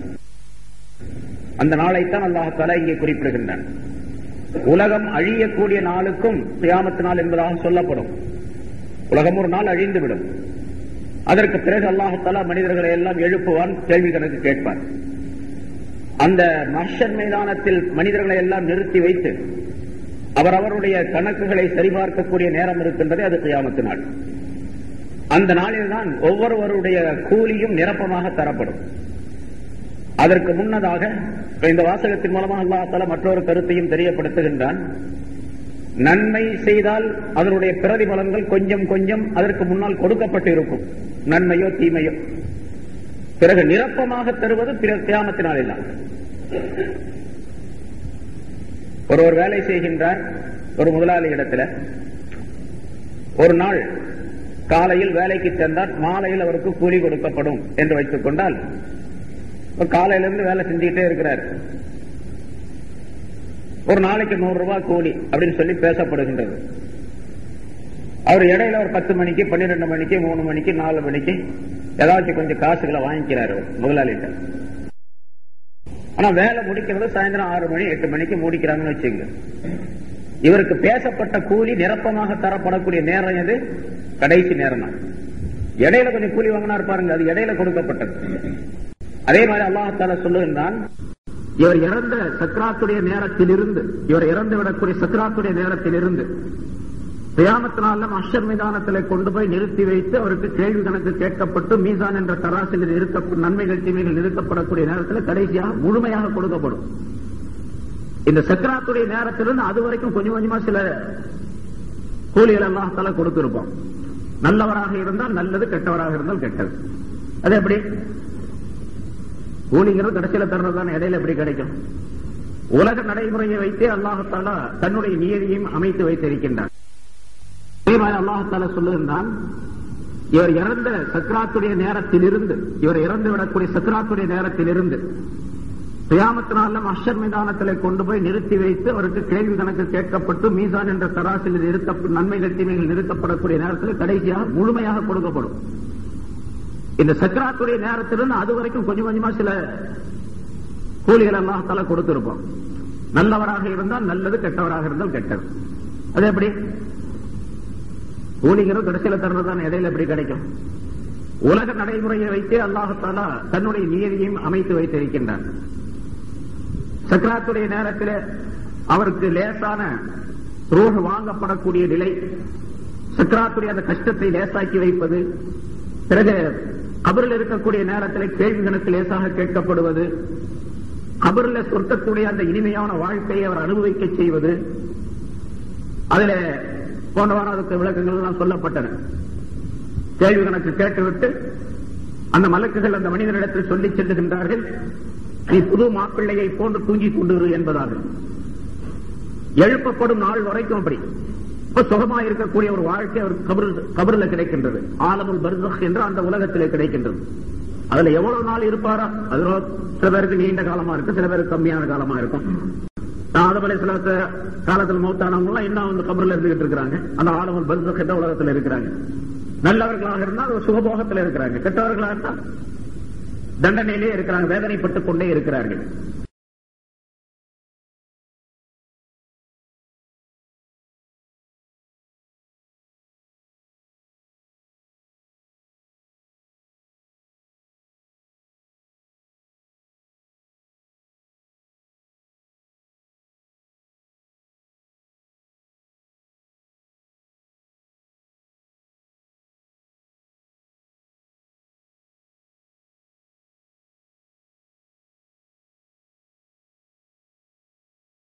நல்லவர்களாக இருந்தால் ஒரு சுகபோகத்தில் இருக்கிறாங்க, கெட்டவர்களாக இருந்தால் தண்டனையிலே இருக்கிறாங்க, வேதனைப்பட்டுக் கொண்டே இருக்கிறார்கள். இப்ப நல்லவர்களுக்கு கிடைக்கக்கூடிய அந்த கூலி அந்த கபர்ல கொஞ்சம் கொஞ்சம் கிடைத்துக் கொண்டே இருக்கின்றது. ஆனா இன்னும் முழுமையாக கொடுக்கப்படல. முழுமையா எப்ப கொடுக்கப்படும்? கியாமத்தினால கேள்வி கேட்டு எல்லாம் முடிந்த பின்னால அந்த நன்மை தீமைகள் எடை போடப்பட்டு அதுக்கு பின்னால் சிராத்து முஸ்தகீம் என்ற பாலத்தை கடந்து சொர்க்கத்துக்கு போன பின்னால நிரப்பமாக கொடுக்கப்படும். அதைத்தான் அல்லாஹ் தஆலா இங்கே சொல்லுகின்றான். வஇன்னமா துவஃபௌன, நீங்கள் நிரப்பமாக கொடுக்கப்படுவதெல்லாம் உஜூரக்கும், உங்களுடைய கூலிகள், உங்களுடைய கூலிகள் நிரப்பமாக கொடுக்கப்படுவதெல்லாம் யௌமல் கியாமத், கியாமத் நாளில் தான். நீங்கள் இந்த உலகத்தில் செய்தது நன்மையாக இருந்தால் அது நன்மையாக கொடுக்கப்படும், தீமையாக இருந்தால் தீமையாக கொடுக்கப்படும். அதனால் ஸல்லல்லாஹு அலைஹி வஸல்லம் சொன்னார்கள், கபர் இருக்கின்றதே அது சொர்க்கத்தினுடைய ஒரு பகுதி அல்லது நரகத்தினுடைய ஒரு பகுதியாக இருக்கும். முன்னால் அந்த ஹதீஸ் சொல்லப்பட்டது, அல் கபரு ரௌதத்தும் மின் ரியாதில் ஜன்னah, கபர் என்பது சொர்க்கத்தினுடைய பூங்காக்களில் ஒரு பூங்காவாக இருக்கும் நல்லவராக இருந்தார். அவர் சுப்ரத்தும் மின் ஹுபரின் நீரான், நரகத்தினுடைய படுகுழிகளில் ஒரு படுகுழியாக இருக்கும் கெட்டவராக இருந்தார். இப்ப ரெண்டுமே இந்த கூலி கொடுக்கப்படுவதில் கொஞ்சம் கொஞ்சம் இங்கேயும் அல்லாஹ் தஆலா கொடுத்துக்கிட்டே வந்துடுறான். மீதியத்தான் அங்க கொடுப்பான். நிரப்பமாக கொடுப்பது பிறகு கேள்விகளுக்கு கேட்கப்பட்ட பின்னால் என்பதையும் அல்லாஹ் தஆலா தெரியப்படுத்துகின்றான். அதனால பின்னால் அது கடைசியில தானே கிடைக்கணும். அது வரைக்கும் மனிதனுக்கு எந்த விதமான பிரச்சனையும் இல்லை அப்படிங்கிறது கிடையாது. அதனாலதான் அல்லாஹ் தஆலா இந்த வாசகத்தை துவஃபௌன, இன்னமா துவஃபௌன தௌஃபியா, அது நிரப்பமாக தரப்படுவது அப்படிங்கிற வார்த்தையின் மூலமாக குறிப்பிடுகின்றார். சரி, அப்படி நிரப்பமாக தரப்படக்கூடிய அந்த நாளிலே ஃபமன் ஸுஹ்ஸிஹ அனின் நார், எவர் ஒருவர் நரகத்தை விட்டும் தூரமாக்கப்பட்டு வஉதுகிலல் ஜன்னah, சொர்க்கத்தில் நுழைவிக்கப்படுகின்றாரோ ஃபகத் ஃபாஸ், அவர் வெற்றி அடைந்து விட்டார் என்பதாக அல்லாஹ் தஆலா குறிப்பிடுகின்றார். ஒரு மனிதர் வெற்றி அடைவது இரண்டு செயல்களை கொண்டு, இரண்டு நிகழ்ச்சிகளை கொண்டு. நரகத்தை விட்டும் அப்பாற்படுத்தப்பட வேண்டும், அவர் சொர்க்கத்தில் நுழைவிக்கப்பட வேண்டும். அதனால அல்லாஹ் தஆலா கேட்கும் போது, யா அல்லாஹ் எனக்கு சொர்க்கத்தை கொடு அப்படின்னு மட்டும் கேட்டுக்கிட்டே இருக்கக்கூடாது, நரகத்தை விட்டு என்னை காப்பாற்று அப்படின்னு கேட்டுக்கிட்டே இருக்கணும். அது எல்லாருக்கும் ஒட்டுமொத்தமாக எல்லா துஆக்களையும் சேர்த்துக் கொள்ளக்கூடிய ஒரு துஆவிலே அல்லாஹ் தஆலா நமக்கு கற்றுத் தருகின்றார். ரப்பனா ஆத்தினா ஃபித் துன்யா ஹஸனா வ ஃபில் ஆখিরাতি ஹஸனா, யா அல்லாஹ் எங்களுக்கு இந்த உலகத்தில் அழகான வாழ்க்கையை, நல்ல வாழ்க்கையை, இனிமையான வாழ்க்கையை கொடு, ஆகிரத்திலும் அழகான வாழ்க்கை. அழகான வாழ்க்கைன்னு சொன்னா அது சொர்க்கம், சொர்க்கத்துடைய வாழ்க்கையை கொடு அப்படின்னு கேட்டா போதும்ல, சொர்க்கத்தை கொடுன்னு கேட்டா போதும். ஆனா அல்லாஹ் என்ன சொன்னா கடைசியில வகைனா அதாபன் நார், நரக நெருப்பை விட்டும் எங்களை நீ காப்பாற்று என்று கேட்க சொல்லி சொல்லுகின்றான் அல்லாஹ் தஆலா. அதனால ஒரு மனிதன் கேட்கும் பொழுது அல்லாஹ் இடத்தில் நல்லதை மட்டும் கேட்கக்கூடாது, கெட்டதை விட்டு நீங்கிக் கொள்ளக்கூடிய தன்மை வேண்டும் என்றும் கேட்க வேண்டும். ஸல்லல்லாஹு அலைஹி வஸல்லம் அவர்கள் நல்லதை மட்டும் கேட்கல, கெட்டதை விட்டும் பாதுகாப்பும் ஸல்லல்லாஹு அலைஹி வஸல்லம் அவர்கள் நிறைய தேடி இருக்கின்றார்கள், சொல்லி இருக்கின்றார்கள். அதை அல்லாஹ் தஆலா இந்த ஆயத்தின் மூலமாக குறிப்பிடுகின்றார். இங்கே அல்லாஹ் தஆலா இரண்டு விஷயங்களை குறிப்பிடுகின்றார். ஒன்று நரகம், இன்னொன்று சொர்க்கம்.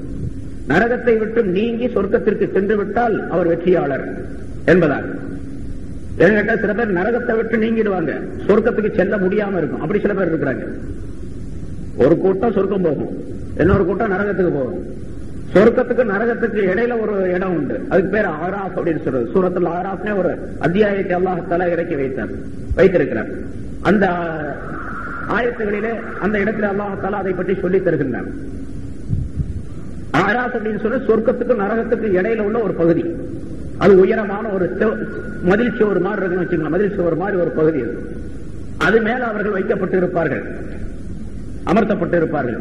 அந்த இடத்திலிருந்து பார்ப்பாங்க. அவங்களுக்கு சொர்க்கத்தை பார்க்கக்கூடிய நிலையும் நரகத்தை பார்க்கக்கூடிய நிலையும் உண்டாக்கப்படும். அவர்களுக்கு இப்படி கொஞ்ச நேரம் பார்ப்பாங்க, சந்தோஷப்படுவாங்க. அதாவது சொர்க்கத்தை பார்த்தா ரொம்ப ஆனந்தமா இருக்கும், சிரிச்சுக்கிட்டே உட்காந்துருக்கும். திடீர்னு இந்த பக்கம் பார்ப்பாங்க, பார்த்தா நரகம். அவங்க எல்லாம் வேதனைப்பட்டிருப்பாங்க, இந்த பக்கம் பார்த்தா அழுவாங்க. இவங்களுக்கு சொர்க்கம் இல்ல நரகம் இல்ல அப்படின்னு இருக்கும். அஸ்ஹாபுல் ஆராஃப், ஆராஃப் வாசிகள் என்பதாக அல்லாஹ் அவர்களை குறிப்பிடுகின்றார். அந்த ஆராஃப் வாசிகளிலும் கூட சில பேர் இப்படி இருப்பாங்க, அவருடைய முகம் நரகத்தின் பக்கமே திருப்பப்பட்டு இருக்கும். சொர்க்கத்தின் பக்கம் திரும்பவே முடியாது. நம்ம இஷ்டத்துக்கெல்லாம் அங்க திருப்ப வைக்க முடியாது. முகத்தை கூட அல்லாஹ் தஆலாவுடைய கட்டளை வந்தா தான் திருப்ப முடியும், இல்லாட்டி திருப்ப முடியாது. நரகத்தின் பக்கமே திருப்பி வச்சிருப்போம் அல்லாஹ் தஆலா. அவரை நரகத்தின் பக்கமே பார்த்துக்கிட்டே இருக்கக்கூடிய அவரு கொஞ்ச நாள் கழிச்ச உடனே, கொஞ்ச நாள் சொன்னா எத்தனையோ ஆயிரக்கணக்கான ஆண்டுகள், அதுக்கு பின்னால் அவர் கேட்பார், யா அல்லாஹ் ஏன்னா இந்த நரகத்தை பார்த்துக்கிட்டே இருக்க சொல்லி அது பார்த்துக்கிட்டே இருக்கிறதே பெரிய தண்டனையா இருக்கு. அதனால கொஞ்சம் அப்படி முகத்தை நேரா திருப்பி விடும். நரகத்தை விட்டு அப்படி திருப்பி போதும் அப்படின்னு அது ரொம்ப நாள் கேட்டுக்கிட்டே இருப்பார். அல்லாஹ் ஒரு நாள் ஒரு மலக்கை அனுப்பி முகத்தை திருப்ப சொல்லி ஆர்டர் போட்டுருவான். அல்லாஹ் தாலா சொன்னா தான் நடக்கும். திருப்பிக்குவார். திருப்பினா சொர்க்கத்தின் பக்கம் பார்க்கக்கூடிய ஒரு அற்புதமான காட்சியை அல்லாஹ் தாலா உண்டாக்கி வைக்கிறான். அப்புறம் சொர்க்கத்தின் பக்கம் பார்த்து கொண்டே இருப்பார். அவர் பார்த்துக்கிட்டே இருப்பார். ரொம்ப நாள் பார்த்துக்கிட்டே இருப்பார். அங்க நடைபெறக்கூடிய இனிமையான காட்சிகள் அதெல்லாம் அவருக்கு தெரியும். சொர்க்கவாசிகள் நடமாடக்கூடிய இல்லை, அவர்கள் பெறக்கூடிய இன்பங்கள் அவர் எல்லாம் பார்த்துட்டே இருப்பார். இவருக்கு ரொம்ப ஆசை, ரொம்ப இதா இருக்கு. யாரெல்லாம் இவ்வளவு நாள சொர்க்கத்தை பார்த்துக்கிட்டே இருக்கிறேன், கொஞ்சம் அந்த ஓரத்துல கொண்டு போய் விட்டுட்டீங்கன்னா நல்லா இருக்குமே அப்படின்னு சொல்லி சொல்லுவாங்க. சொர்க்கத்துல இந்த வாசல் கிட்ட உள்ள கூட வேண்டியது, இந்த செருப்பு விரும்பு போடுறாங்களோ அந்த இடத்துல விட்டு போய் விட்டுரும். அப்போ ஒரு மலக்கை அல்லாஹ் தஆலா அனுப்புவான். ஸல்லல்லாஹு அலைஹி வஸல்லம் அவர்கள் சொல்லுகின்றார்கள், ஒரு மலக்கை அனுப்புவான். சரி, இப்ப அதை கொடுத்துட்டா இருந்தாலும் ஒண்ணும் கேட்க மாட்டேன், நிச்சயமா கேட்கவே மாட்டேன், அது போதும், சொர்க்கத்துக்கிட்ட கொண்டு போய் விட்டுட்டா போதும் அப்படின்னு. சரி, அவரை கொண்டு போய் சொர்க்கத்துக்கிட்ட அல்லாஹ் தஆலா விட்டுரும், அந்த வாசல்ல விட்டுரும். அதுக்கு மேல போக முடியாதவனால நம்ம நினைக்கலாம் ஓடி போயிடலாமே அப்படின்ட்டு, போகலாம் முடியாது.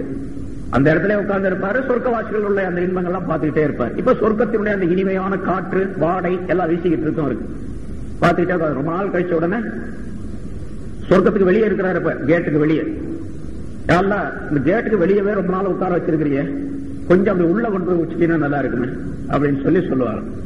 அதே மலக்கு வருவார்.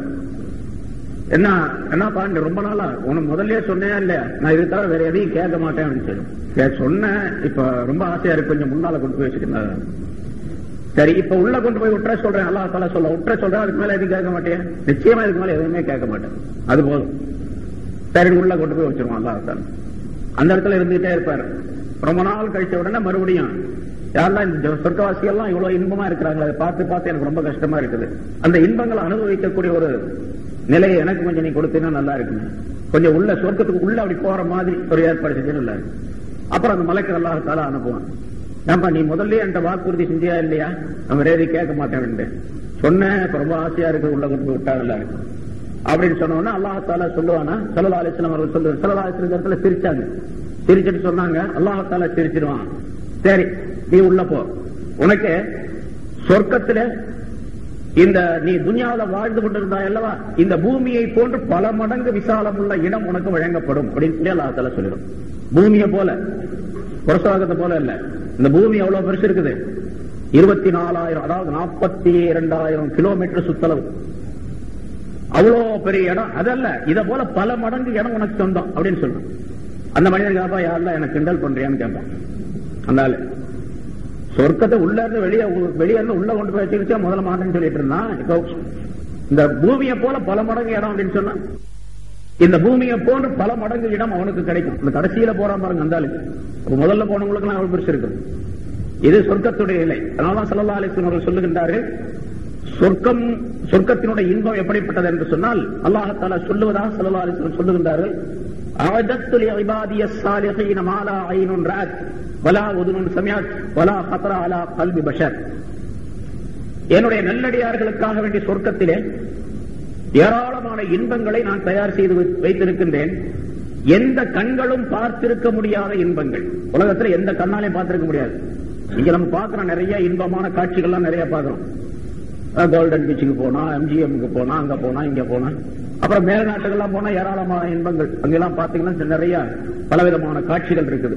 இப்ப சிங்கப்பூர், அமெரிக்கா அப்படின்னு போனீங்கன்னா அங்க எவ்வளவு பெரிய அதுக்கு பார்த்தா ரொம்ப ஆச்சரியமா இருக்கு. ஆனா எவ்வளவுதான் கியாமத்து நாள் வரைக்கும் எவ்வளவு அற்புதமான காட்சிகள் வந்தாலும் சொர்க்கத்தில் இருக்கக்கூடிய காட்சியை போல கண்களால் பார்த்திருக்கவே முடியாது அது வரைக்கும். அப்படிப்பட்ட காட்சிகள் இருக்கின்றன. அதே போன்று காதினால் கேட்டிருக்கவும் முடியாது, யாரும் கேள்விப்பட்டிருக்க கூட முடியாது. பார்த்திருக்கிறத கேள்விப்பட்டிருக்க முடியாது. கேள்விப்பட்டிருப்பதும் கூட அல்ல, எந்த மனிதனுடைய இதயத்திலும் அது போன்று ஒரு எண்ணம் வந்தே இருக்காது, இப்படியெல்லாம் இன்பம் இருக்குமா அப்படின்னு ஒரு எண்ணம் வந்து கூட இருக்காது. அப்படிப்பட்ட இன்பங்களை என்னுடைய நல்லடியார்களுக்காக நான் தயார் செய்திருக்கின்றேன் என்று ஸல்லல்லாஹு அலைஹி வஸல்லம் அவர்கள் சொல்லிட்டு, வேணும்னா இந்த ஆயத்தை நீங்க ஓதி பாருங்களேன். வக்ரஊ இன் ஷி'தும், நீங்கள் வேண்டுமானால் இதை ஓதி பாருங்கள். ஃபலா தஅலமு நஃப்ஸும் மா உஃபிய லஹும் மின் குர்ரத்தி அயுனின் ஜஸாஅன் பிமா கானூ யஅமலூன் என்று அல்லாஹ் தஆலா சொல்லுகின்றான். இந்த நல்லடியார்கள் உலகத்தில் செய்த செயல்களுக்கு பிரதிபலனாக அவர்களுடைய கண்கள் குளிர்ச்சி அடையும்படியான பாக்கியங்களை அவர்களுக்காக வேண்டி நான் மறைத்து வைத்திருக்கக்கூடிய அந்த பாக்கியங்களை எந்த ஆத்மாவும் விளங்கிக் கொள்ளவே முடியாது உலகத்தில். அப்படிப்பட்ட பாக்கியங்களை நான் வைத்திருக்கின்றேன் என்று அல்லாஹ் தஆலா சொல்லுகின்றான். சொர்க்கத்தினுடைய இன்பங்கள் அதை நம்ம கற்பனை பண்ணியெல்லாம் பார்க்க முடியாது. அப்படிப்பட்ட ஒரு இன்பம், அதை அடைவதற்கு இந்த உலகத்தில் நம்மை தயார் செய்து கொள்ள வேண்டும். ஸல்லல்லாஹு அலைஹி வஸல்லம் அவர்கள் சொல்லுகின்றார்கள், அங்க இருக்கக்கூடிய விஷயங்கள்லாம் ரொம்ப பெருசு பெருசு. சாதாரண சொன்னோம்ல, ஒரு சாதாரண கடைசியில போகக்கூடிய மனிதனுக்கு இந்த உலகத்தோட பெரிய இடம் அப்படின்னு சொன்னா மற்றவங்களுக்கு எல்லாம் எவ்வளவு பெரிய இடம் இருக்கு. அப்ப சொர்க்கம் எவ்வளவு பெருசா இருக்கும், அது எவ்வளவு பெருசு அப்படின்னு சொல்லி கற்பனை பண்ணி பார்க்கவே முடியாது. ஸல்லல்லாஹு அலைஹி வஸல்லம் அவர்கள் சொல்லுகின்றார்கள், சொர்க்கத்தில் ஒரு மரம் இருக்கின்றது. அந்த மரத்துக்கு பேர் தூபா அப்படின்னு சொல்லப்படும். தூபா என்று மரம்.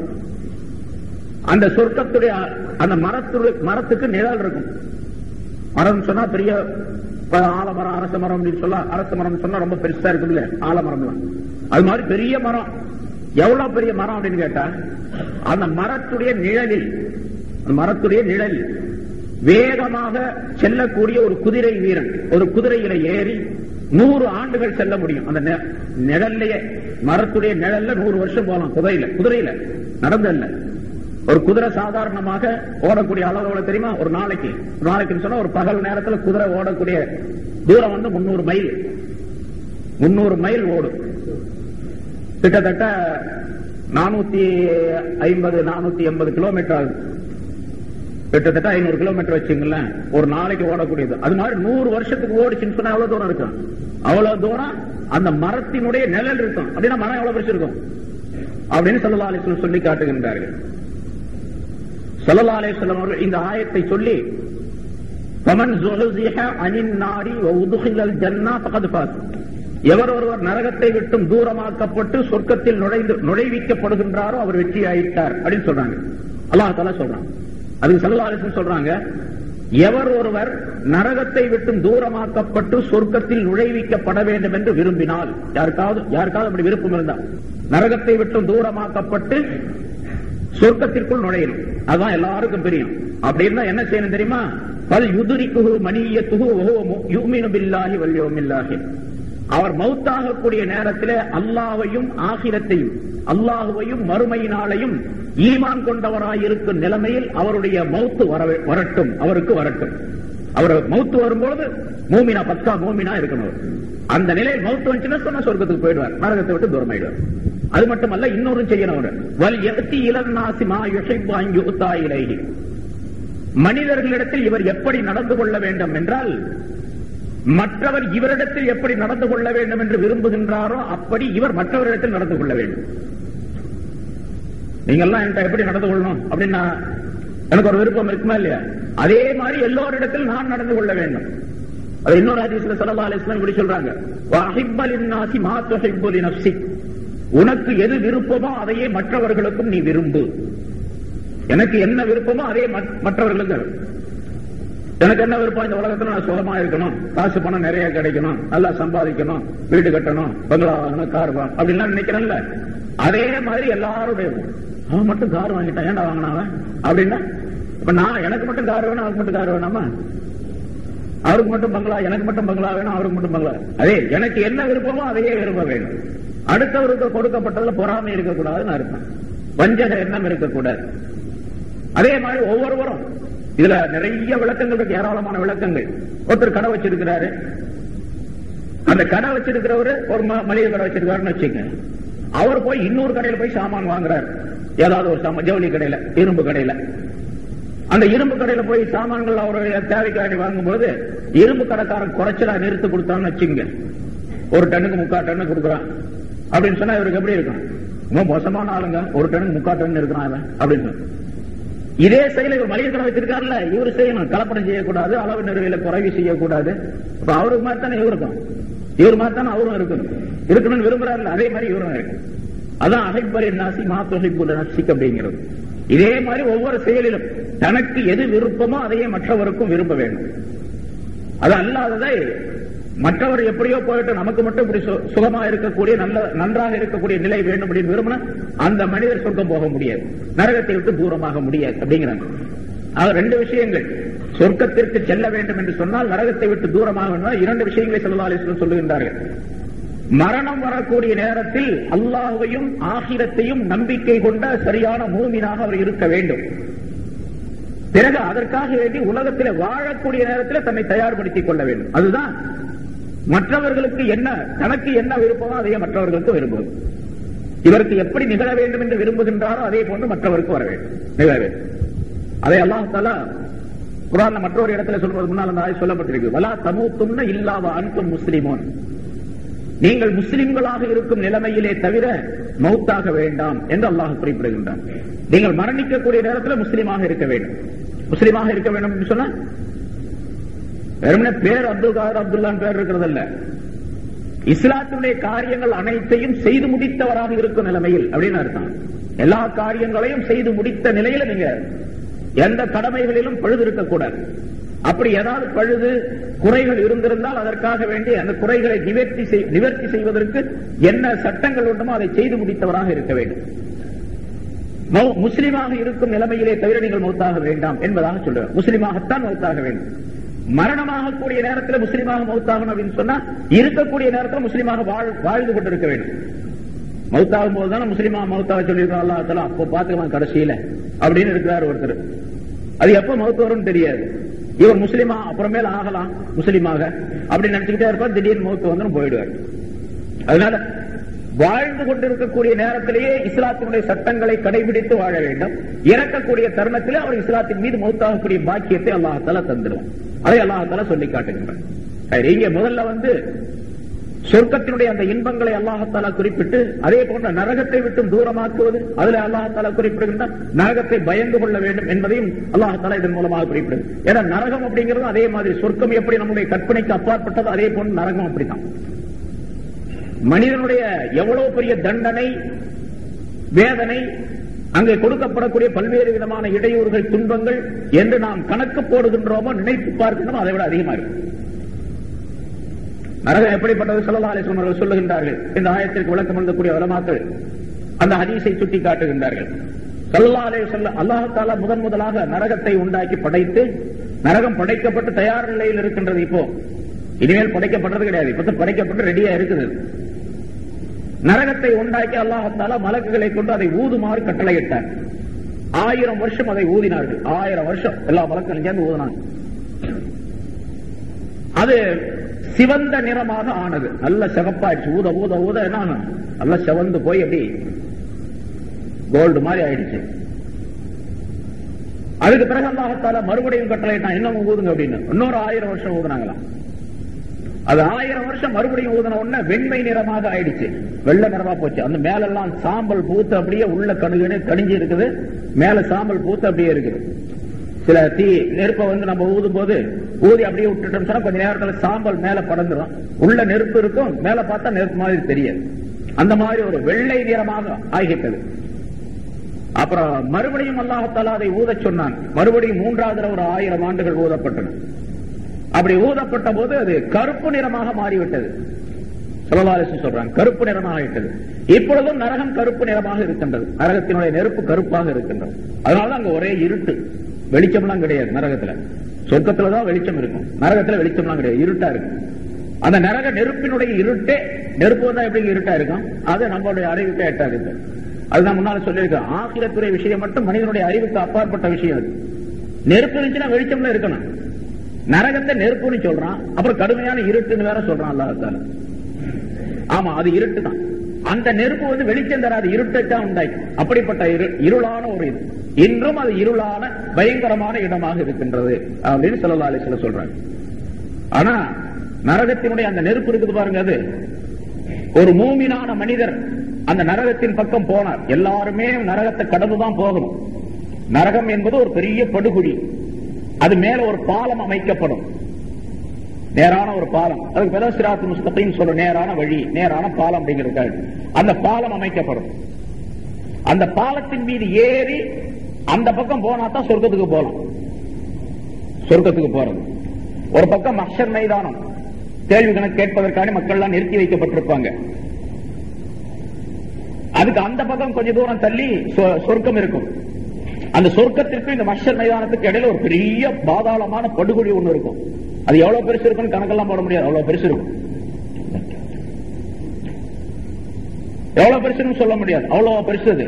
அது மேலதான் அந்த பாலம் போடப்படும். சிராத்து முஸ்தகீம்ங்கிற பாலம் போடுறது மட்டும் அப்புறம் தான் போடுவோம். நரகம் இருக்குது, சொர்க்கம் இருக்குது, மஹ்ஷர் மைதானம் எல்லாமே ரெடியா இருக்கும். பாலம் மட்டும் இந்த கேள்விகளை கேட்க பிறகுதான் போடப்படும். அதுபோல மீசான் என்ற தராசில அந்த நிறுத்து பார்க்கப்பட்ட பிறகுதான் பாலம் அமைக்கப்படும் என்பதாக சொல்லப்பட்டிருக்கின்றது ஹதீஸ்ல. அந்த பாலத்து மேல ஏறித்தான் எல்லாருமே போகணும். சொர்க்கவாசிகள், நரகவாசிகள் எல்லாருமே அந்த பக்கம் தான் போகணும்.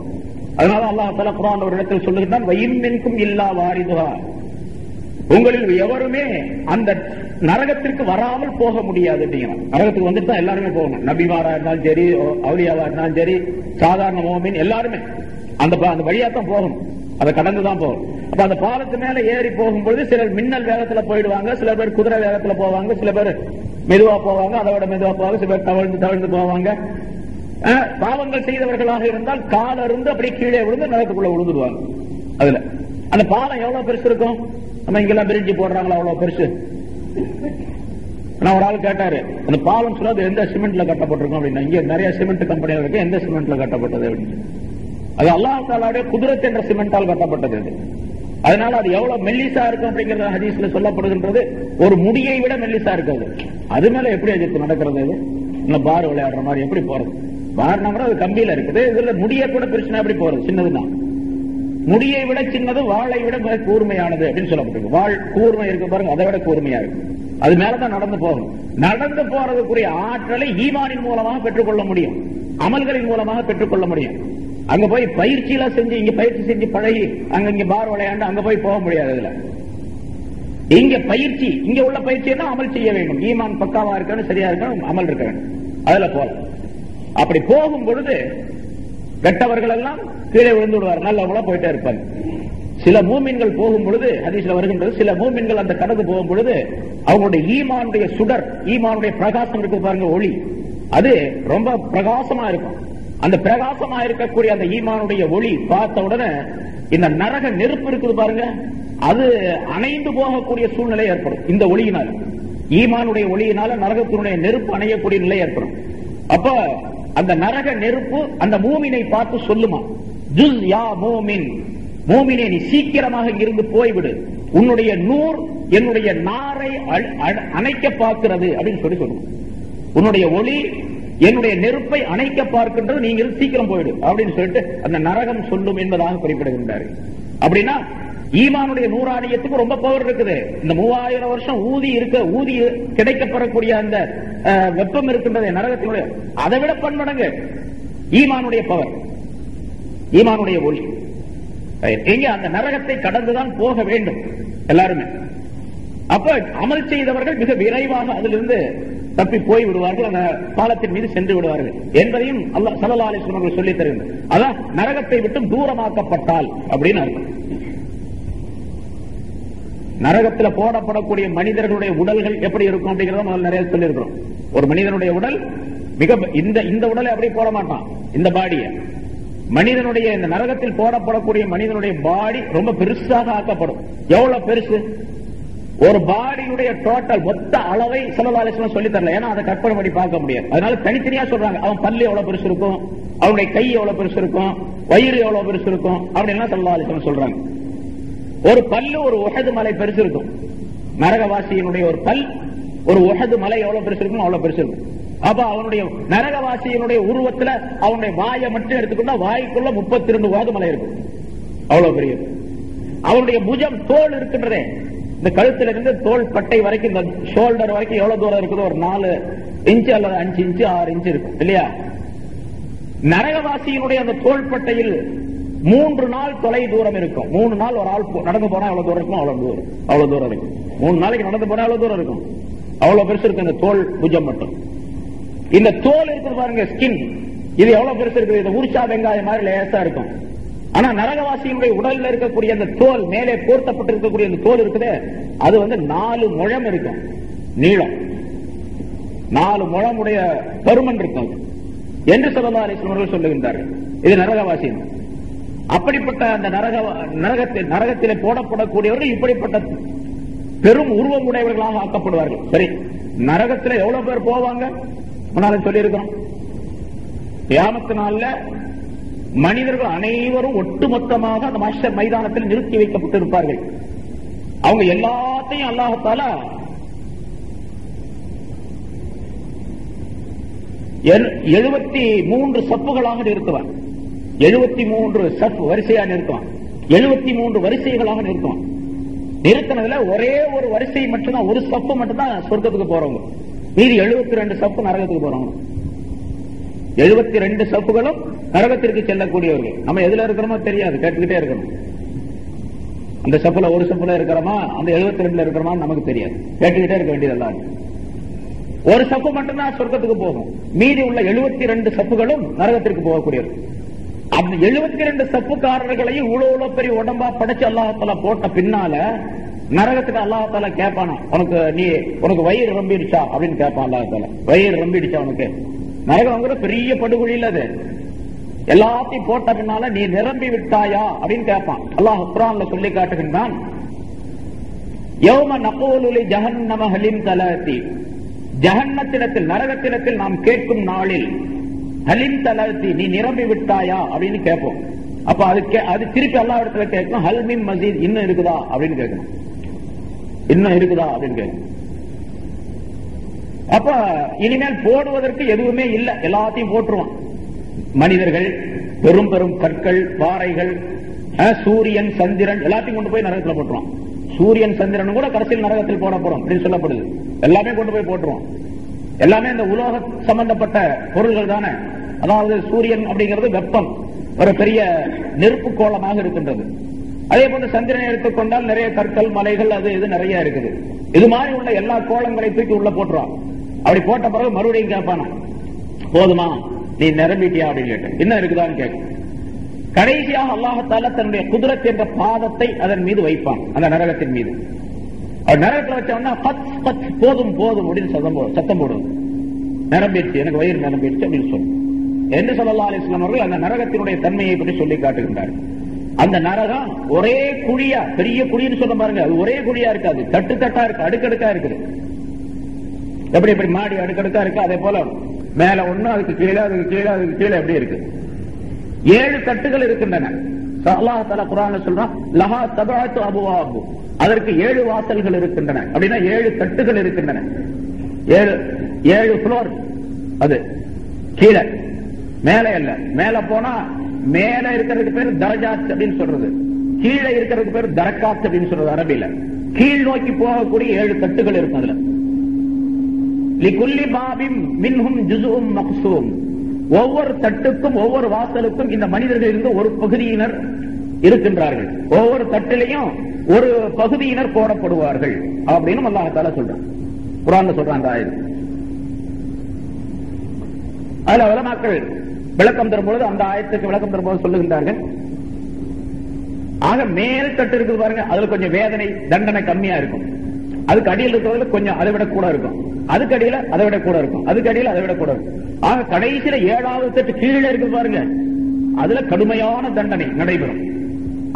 அந்த கடைசி இருக்கக்கூடிய தட்டு இருக்கு தண்டனை, கடுமையான தண்டனை. அது யாருக்கு தெரியுமா? அல்லாஹ் தஆலா குர்ஆன்ல சொல்றான், இன்னல் முனாஃபிகீன ஃபி தர்கில் அஸ்ஃபலி மினன் நார், முனாஃபிகீன்கள் நரகத்தினுடைய அடித்தளத்தில் போடப்படுவார்கள் அப்படிங்கிற. அந்த 7வது தட்டு கீழே இருக்கக்கூடிய தட்டுல முனாஃபிக்குகள் இருப்பாங்க, 6வது தட்டுல முஷ்ரிக்குகள் இருப்பாங்க. அப்ப இணை வைத்து வணங்கியவர்கள் உலகத்துல, அந்த இணை வைத்து வணங்கியவர்களை விட முனாஃபிக்குகளுக்கு கடுமையான தண்டனை. முனாஃபிக்குகள் 6வது தட்டுல, முஷ்ரிக்குகள் 6வது தட்டுல, இணை வைத்து வணங்கியவர்கள். அதற்கு மேல 5வது தட்டுல சாபிஊன் அப்படின்னு ஒரு கூட்டத்தார், அதாவது நெருப்பை வணங்கக்கூடியவர்கள் மஜூசிகள், அவர்களோடு சேர்ந்து இன்னொரு கூட்டத்தார் சாபியூன் அப்படின்னு சொல்லி அல்லாஹ் குர்ஆனிலே சொன்ன வஸ்ஸாபிஈன அப்படிங்கிற ஆயத்தின் மூலமாக தெரியப்படுத்த, அவர்கள் அந்த 5வது தட்டிலே போடப்படுவார்கள் நரகத்தில். மஜூசிகள் நெருப்பை வணங்கியவர்கள், அவர்களோடு சேர்ந்து மற்ற பொருள்களை வணங்கியவர்கள், அதாவது சூரியனை, சந்திரனை, இந்த மாதிரி இயற்கையான காட்சிகளை வணங்கக்கூடியவர்கள். அவர் இதை தெய்வம் அப்படின்னு வணங்குறது. 4வது தட்டில, அதுக்கு மேல இருக்கக்கூடிய 4வது தட்டில இப்லீஸும் அவருடைய சகாக்களும் போடப்படுவார்கள். நம்ம ஆள் இருக்காருல்ல 103 ஷைத்தானும் அவங்க மற்றவங்க, அவங்களோட சேர்ந்தவங்க யாரா இருக்காங்க அவங்கலாம். அதற்கு மேல் உள்ளதுல யூதர்கள் போடப்படுவார்கள். யூதர்கள் சொன்னா இணை வைத்து வணங்கி யூதர்கள். ரசூலுல்லாஹி ஸல்லல்லாஹு அலைஹி வஸல்லம் காலத்துக்கு பின்னால ஸல்லல்லாஹு அலைஹி வஸல்லம் அவர்களை ஏற்றுக்கொள்ளும். யூதர்கள் அப்படிங்கிறவங்க அவங்களும் வேதக்காரர்கள் தான். மூசா அலைஹிஸ்ஸலாமை கொண்டு ஈமான் கொண்டவர்கள். அவர்களுக்கு தௌராத் வேதம் உண்டு. கிறிஸ்தவர்கள் அப்படிங்கிறவங்க இன்ஜீல் வேதம் உண்டு. ஈசா அலைஹிஸ்ஸலாம் அவர்களை கொண்டு ஈமான் கொள்ள வேண்டும். அப்படி செய்ய ஸல்லல்லாஹு அலைஹி வஸல்லம் அவர்கள் உலகத்துக்கு வந்த பின்னால நபி அவர்கள் இஸ்லாத்தை தெரியப்படுத்தி குர்ஆனை கொண்டு வந்து கொடுத்த பின்னால இந்த யூதர்களோ கிறிஸ்தவர்களோ வேறு எந்த மதக்காரர்களோ யாரா இருந்தாலும் சரி குர்ஆனை நம்ப வேண்டும், ரசூலை நம்ப வேண்டும், ஈமான் கொள்ள வேண்டும். இந்த மார்க்கத்தில் என்ன சொல்லப்பட்டிருக்கோ அந்த படிக்க தங்களுடைய அமல்களை அமைத்துக் கொள்ள வேண்டும். அப்படி இருந்துச்சுன்னு சொன்னா அவங்களுக்கு சொர்க்கம் கிடைக்கும், இல்லைன்னா கிடையாது. அவங்க தங்களுடைய கொள்கை படிக்க இணை வைத்து வணங்கக்கூடிய சூழ்நிலையை உருவாக்கி இருந்தால், கிறிஸ்தவர்கள் இருக்காங்களா ஈசா அலைஹிஸ்ஸலாத்தை சொல்றாங்க, ஆனா ஈசா அலைஹிஸ்ஸலாத்தையே வைத்து வணங்கக்கூடியவர்களாக ஆயிடுறாங்க. அந்த சிலையை வச்சு வணங்குறாங்க, அது சிலுவையை வைத்து வணங்குகிறார்கள். எப்படி இருந்தாலும் இணை வைக்கக்கூடிய சூழ்நிலை ஏற்பட்டு இருந்தாலும் ஈசா அப்படிங்கிற ஒரு நபி இருந்தார் அப்படின்னு நம்புறாங்க. அது ஏதோ ஒரு வகையில் நம்பிக்கை வருது அவங்களுக்கு. அந்த நம்பிக்கை இஸ்லாத்தில் செல்லுபடியாக கூடியதல்ல. அதனால அவர்களுக்கு தண்டனை உண்டு. அடுத்ததா அதாவது மூணாவது தட்டுல யூதர்கள் போடப்படுவார்கள், இரண்டாவது தட்டுல நசாராக்கள் கிறிஸ்தவர்கள் போடப்படுவார்கள். முதல் தட்டு மேல இருக்கிற தட்டு குறைஞ்ச தண்டனை இருக்கு பாருங்க. அதுலதான் முஸ்லிம்களிலே குற்றம் புரிந்தவர்கள், பாவம் செய்தவர்கள். முஸ்லிம்களிலே பாவம் செய்துவிட்டு தௌபா செய்யாம மௌத்தா போயிடுறாங்க பாருங்க. அங்க போய் உண்மை செய்ய முடியாது. அங்க தண்டனைன்னு உறுதியாயிருச்சுன்னு வச்சுங்க, அப்ப அந்த மேல் தட்டுல போடப்படுவார்கள். ஆனா அதுக்கு இடையில இவங்களுக்கு நிறைய அதை விட்டு தப்பிக்கிறதுக்கு நிறைய வாய்ப்பு இருக்குது முஸ்லிம்களுக்கு. அந்த வாய்ப்பெல்லாம் பயன்படுத்திக் கொள்ள வேண்டும். உலகத்துல பாவம் செஞ்சிட்டோம், நன்மைகளை செய்யல, பாவங்கள் செஞ்சிருக்கிறார்கள். கடைசியில் மௌத்தா போறதுக்குள்ள என்ன செய்யணும்? அல்லாஹ்ட்ட தௌபா செஞ்சு கண்ணீர் வடிச்சு கவலைப்பட்டு இனிமேல் நான் அந்த மாதிரி செய்ய மாட்டேன் அப்படின்னு அல்லாஹ்ட்ட ஒப்புக்கொண்டு தௌபா செஞ்சுட்டாருன்னா பாவங்கள்லாம் மன்னிக்கப்பட்டு போயிடும், சொர்க்கத்துக்கு போயிடுவார் மௌத்தான பிறகு. அப்படி செய்யல, இவர் என்ன பண்ணிருக்காரு? ஏதாவது சில நல்ல அமல்களை செஞ்சிருக்கிறார். அந்த நல்ல அமல்கள் தான் அல்லாஹ் ரசூலுக்கு கொஞ்சம் பிரியம் இருக்குதுன்னு வச்சுங்க. பாவங்களும் செஞ்சிருக்காரு, நல்ல அமலும் செஞ்சிருக்காரு. இப்ப இதுக்கு போன பின்னால, கபருக்கு போன பின்னால அந்த கபர்ல தண்டனை கிடைக்கும். கியாமத் நாள்ல அவர் வரும் பொழுது ரசூலுல்லாஹி ஸல்லல்லாஹு அலைஹி வஸல்லம் அவர்களின் மூலமாக சிபாரிசு செய்யப்படுவார், ஷஃபாஅத் கிடைக்கும். ஸல்லல்லாஹு அலைஹி வஸல்லம் ஷஃபாஅத் கிடைச்சிச்சுன்னு சொன்னா முழுமையா கிடைச்சிருச்சு, நரகத்தை விட்டு தப்பிச்சிருவார் இவர். அதே போல சில நல்லடியார்கள் நல்ல மனிதர்கள் இருக்கிறாங்க, அவர்களுடைய சிபாரிசும் கிடைக்கும். இந்த சிபாரிசு இருக்குது பாருங்க, ஷஃபாஅத், ஸல்லல்லாஹு அலைஹி வஸல்லம் ஷஃபாஅத், உலமாக்கள் ஷுஹதாக்களுடைய ஷஃபாஅத், அதை பெறுவதற்கு முயற்சி செய்ய வேண்டும். இந்த உலகத்தில் இருக்கும்போது அதுக்காக வேண்டி உள்ள காரியங்களையும் செய்து கொள்ள வேண்டும். நல்லடியார்களுடைய எந்த அளவுக்கு கேட்டா, ஒரு நன்மையை ஒரு மனிதனுக்கு செய்திருந்தால் அவரும் இவருக்கு சிபாரிசு செய்வார். கடைசியா ஒவ்வொரு மனிதனும் இன்னொருவருக்கு உதவி செய்வார். ஒரு ஹதீஸ்ல எப்படி வருகின்றது? நரகத்துக்கு போகக்கூடிய எல்லாம் பரிசீலனை பண்ண பின்னால் நரகத்துக்கு போகக்கூடிய மனிதர்களாக வரிசையா நிக்க வச்சிருப்பான் அல்லாஹ் தஆலா. எல்லாத்தையும் ஒரு பக்கமா நிக்க வச்சிருப்பான். ஏன்னா கியாமத்தினால நல்ல மனிதன் கெட்ட மனிதன் ஒன்னாக சேர முடியாது. இப்ப எல்லாம் ஒன்னா உட்கார்ந்து இருக்கோம், யார் நல்லவர் யார் கெட்டவர்னு தெரியாது. கெட்டவரும் இருக்கலாம், நல்லவரும் இருக்கலாம், எப்படியாவது இருக்கலாம், கலந்து யாரும் பிரிக்க முடியாது அவங்களுடைய இதை வச்சு. ஏன்னா பிரிக்கிறதுங்கிறது கல்புல உள்ள விஷயம் இல்ல, அதனால கல்புடையது யாருக்குமே தெரியாது. அங்க பாருங்க, வம்தாசுல் யௌம அய்யுஹல் முஜ்ரிமூன், குற்றவாளிகளே இன்று நீங்கள் பிரிந்து விடுங்கள் தனியாக அப்படின்னு அல்லாஹ் தஆலா ஒரு உத்தரவு போடுவான். குற்றவாளிகள் தனியா பிரிஞ்சிருவாங்க, நல்லடியார்கள் தனியா பிரிஞ்சிருவாங்க. அவங்க ஒரு கட்சி, இவங்க ஒரு கட்சி, தனித்தனியா நிப்பாங்க. இப்ப அந்த பக்கம் அவங்க நிக்கும் போது குற்றவாளிகள் நரகத்துக்கு போறதுக்கு தயார் நிலையில் நின்றுட்டு இருப்பாங்க. அப்ப ஒரு மனிதர், ஒரு மூமினான மனிதர், சொர்க்கவாசியான ஒரு மனிதர் அந்த பக்கம் போவார். அந்த கூட்டத்திலிருந்து ஒரு ஆள் சொல்லுவாரு, சலாம் சொல்லுவாரு, என்ன உங்களுக்கு தெரியலையா அப்படின்னு கேட்பாரு, யாருப்பா நீ? அப்ப அவரு சொல்லுவாரு, அந்த மனிதர் சொல்லுவார், அந்த கூட்டத்தில் இருக்கிற சொல்லுவாரு, நான் தாங்க, நீங்க ஒரு நாள் ரொம்ப தாகமா இருந்துச்சு அப்படின்னு சொல்லி தண்ணி கேட்டீங்க, உங்களுக்காக வேண்டி தண்ணி கொடுத்தேன் நான், எனக்கு ஞாபகம். அடக்கா, ஆமா நீ தானே இருந்தாலே, ஏன்பா அங்க இருக்கிற அப்படின்னு சொல்லி கேட்டு, யா அல்லாஹ் இந்த ஆள் ஒரு நாள் எனக்கு தாகத்துக்கு தண்ணி கொடுத்தாரு, அந்த ஆளோட பாவத்தை கொஞ்சம் மன்னிச்சிரு அப்படின்னு இவரு கேட்பாரு. இந்த மூமின் இவருடைய சிபாரிசு ஏற்றுக்கொள்ளப்பட்டு அவர் சொர்க்கத்துக்கு போயிடுவார் என்று ஸல்லல்லாஹு அலைஹி வஸல்லம் சொல்லுகின்றார். இது மாதிரி நல்லடியார்கள் அந்த பக்கம் போகும்போதெல்லாம் அந்த கூட்டத்தில் இருக்கிற ஒரு ஆள் கூப்பிட்டு சொல்லுவாராம், எனக்கு தெரியலையா, நான் தான் உனக்கு ஒரு நாள் எழுதுறதுக்கு பேனா எல்லாம் பாத்துட்டு நான் தான் பேனா கொடுத்தேன், அட நீ தானே இருந்தாலே, அல்லாஹ்ட்ட சொல்லுவார் அவரு, இருந்தாலும் எனக்கு பேனா கொடுத்தாரு, உதவி செஞ்சாரு, அவரை கொஞ்சம் மன்னிச்சிரே அல்லாஹ் அப்படின்னு சொல்லி உடனே அவரை விட்டுருவா அல்லாஹ். இப்படியே சிபாரிசுகள் அதிகமாக கிடைக்கும். அந்த சிபாரிசும் கூட கிடைக்காம இருக்கிறனால தான் நரகத்துக்கு போவார் கடைசியில. அப்படின்னா எவ்வளவு அல்லாஹ் தஆலா நமக்கு தாராளமான உதவி செஞ்சிருக்கிறான். அதை பயன்படுத்திக் கொள்ளக்கூடிய வாய்ப்பை உண்டாக்கி கொள்ள வேண்டும் உலகத்தில் இருக்கும் பொழுது. அதான் இப்படி 7 தட்டுகள் அல்லாஹ் குர்ஆனிலே அதை தெளிவுபடுத்துகின்றான். அது எப்படி இருக்கும்? 7 தட்டு எப்படி இருக்கும்? அது எப்படி எல்லாம் அந்த ஃப்ளோர் அமைக்கப்பட்டிருக்குது, அது என்ன கான்கிரீட்டா அதா இதா அப்படிலாம் கேட்டுட்டு இருக்க கூடாது. அவ்வளவுதான் நமக்கு விளக்கம். அது தன்னுடைய அறிவினால மனிதன் இங்கிருந்து விளங்கிக் கொள்ள முடியாது. லஹா சபஅத்து அபுவாப், அந்த நரகத்திற்கு 7 அடுக்குகள், 7 தட்டுகள் இருக்கின்றன, 7 வாசல்கள் இருக்கின்றன.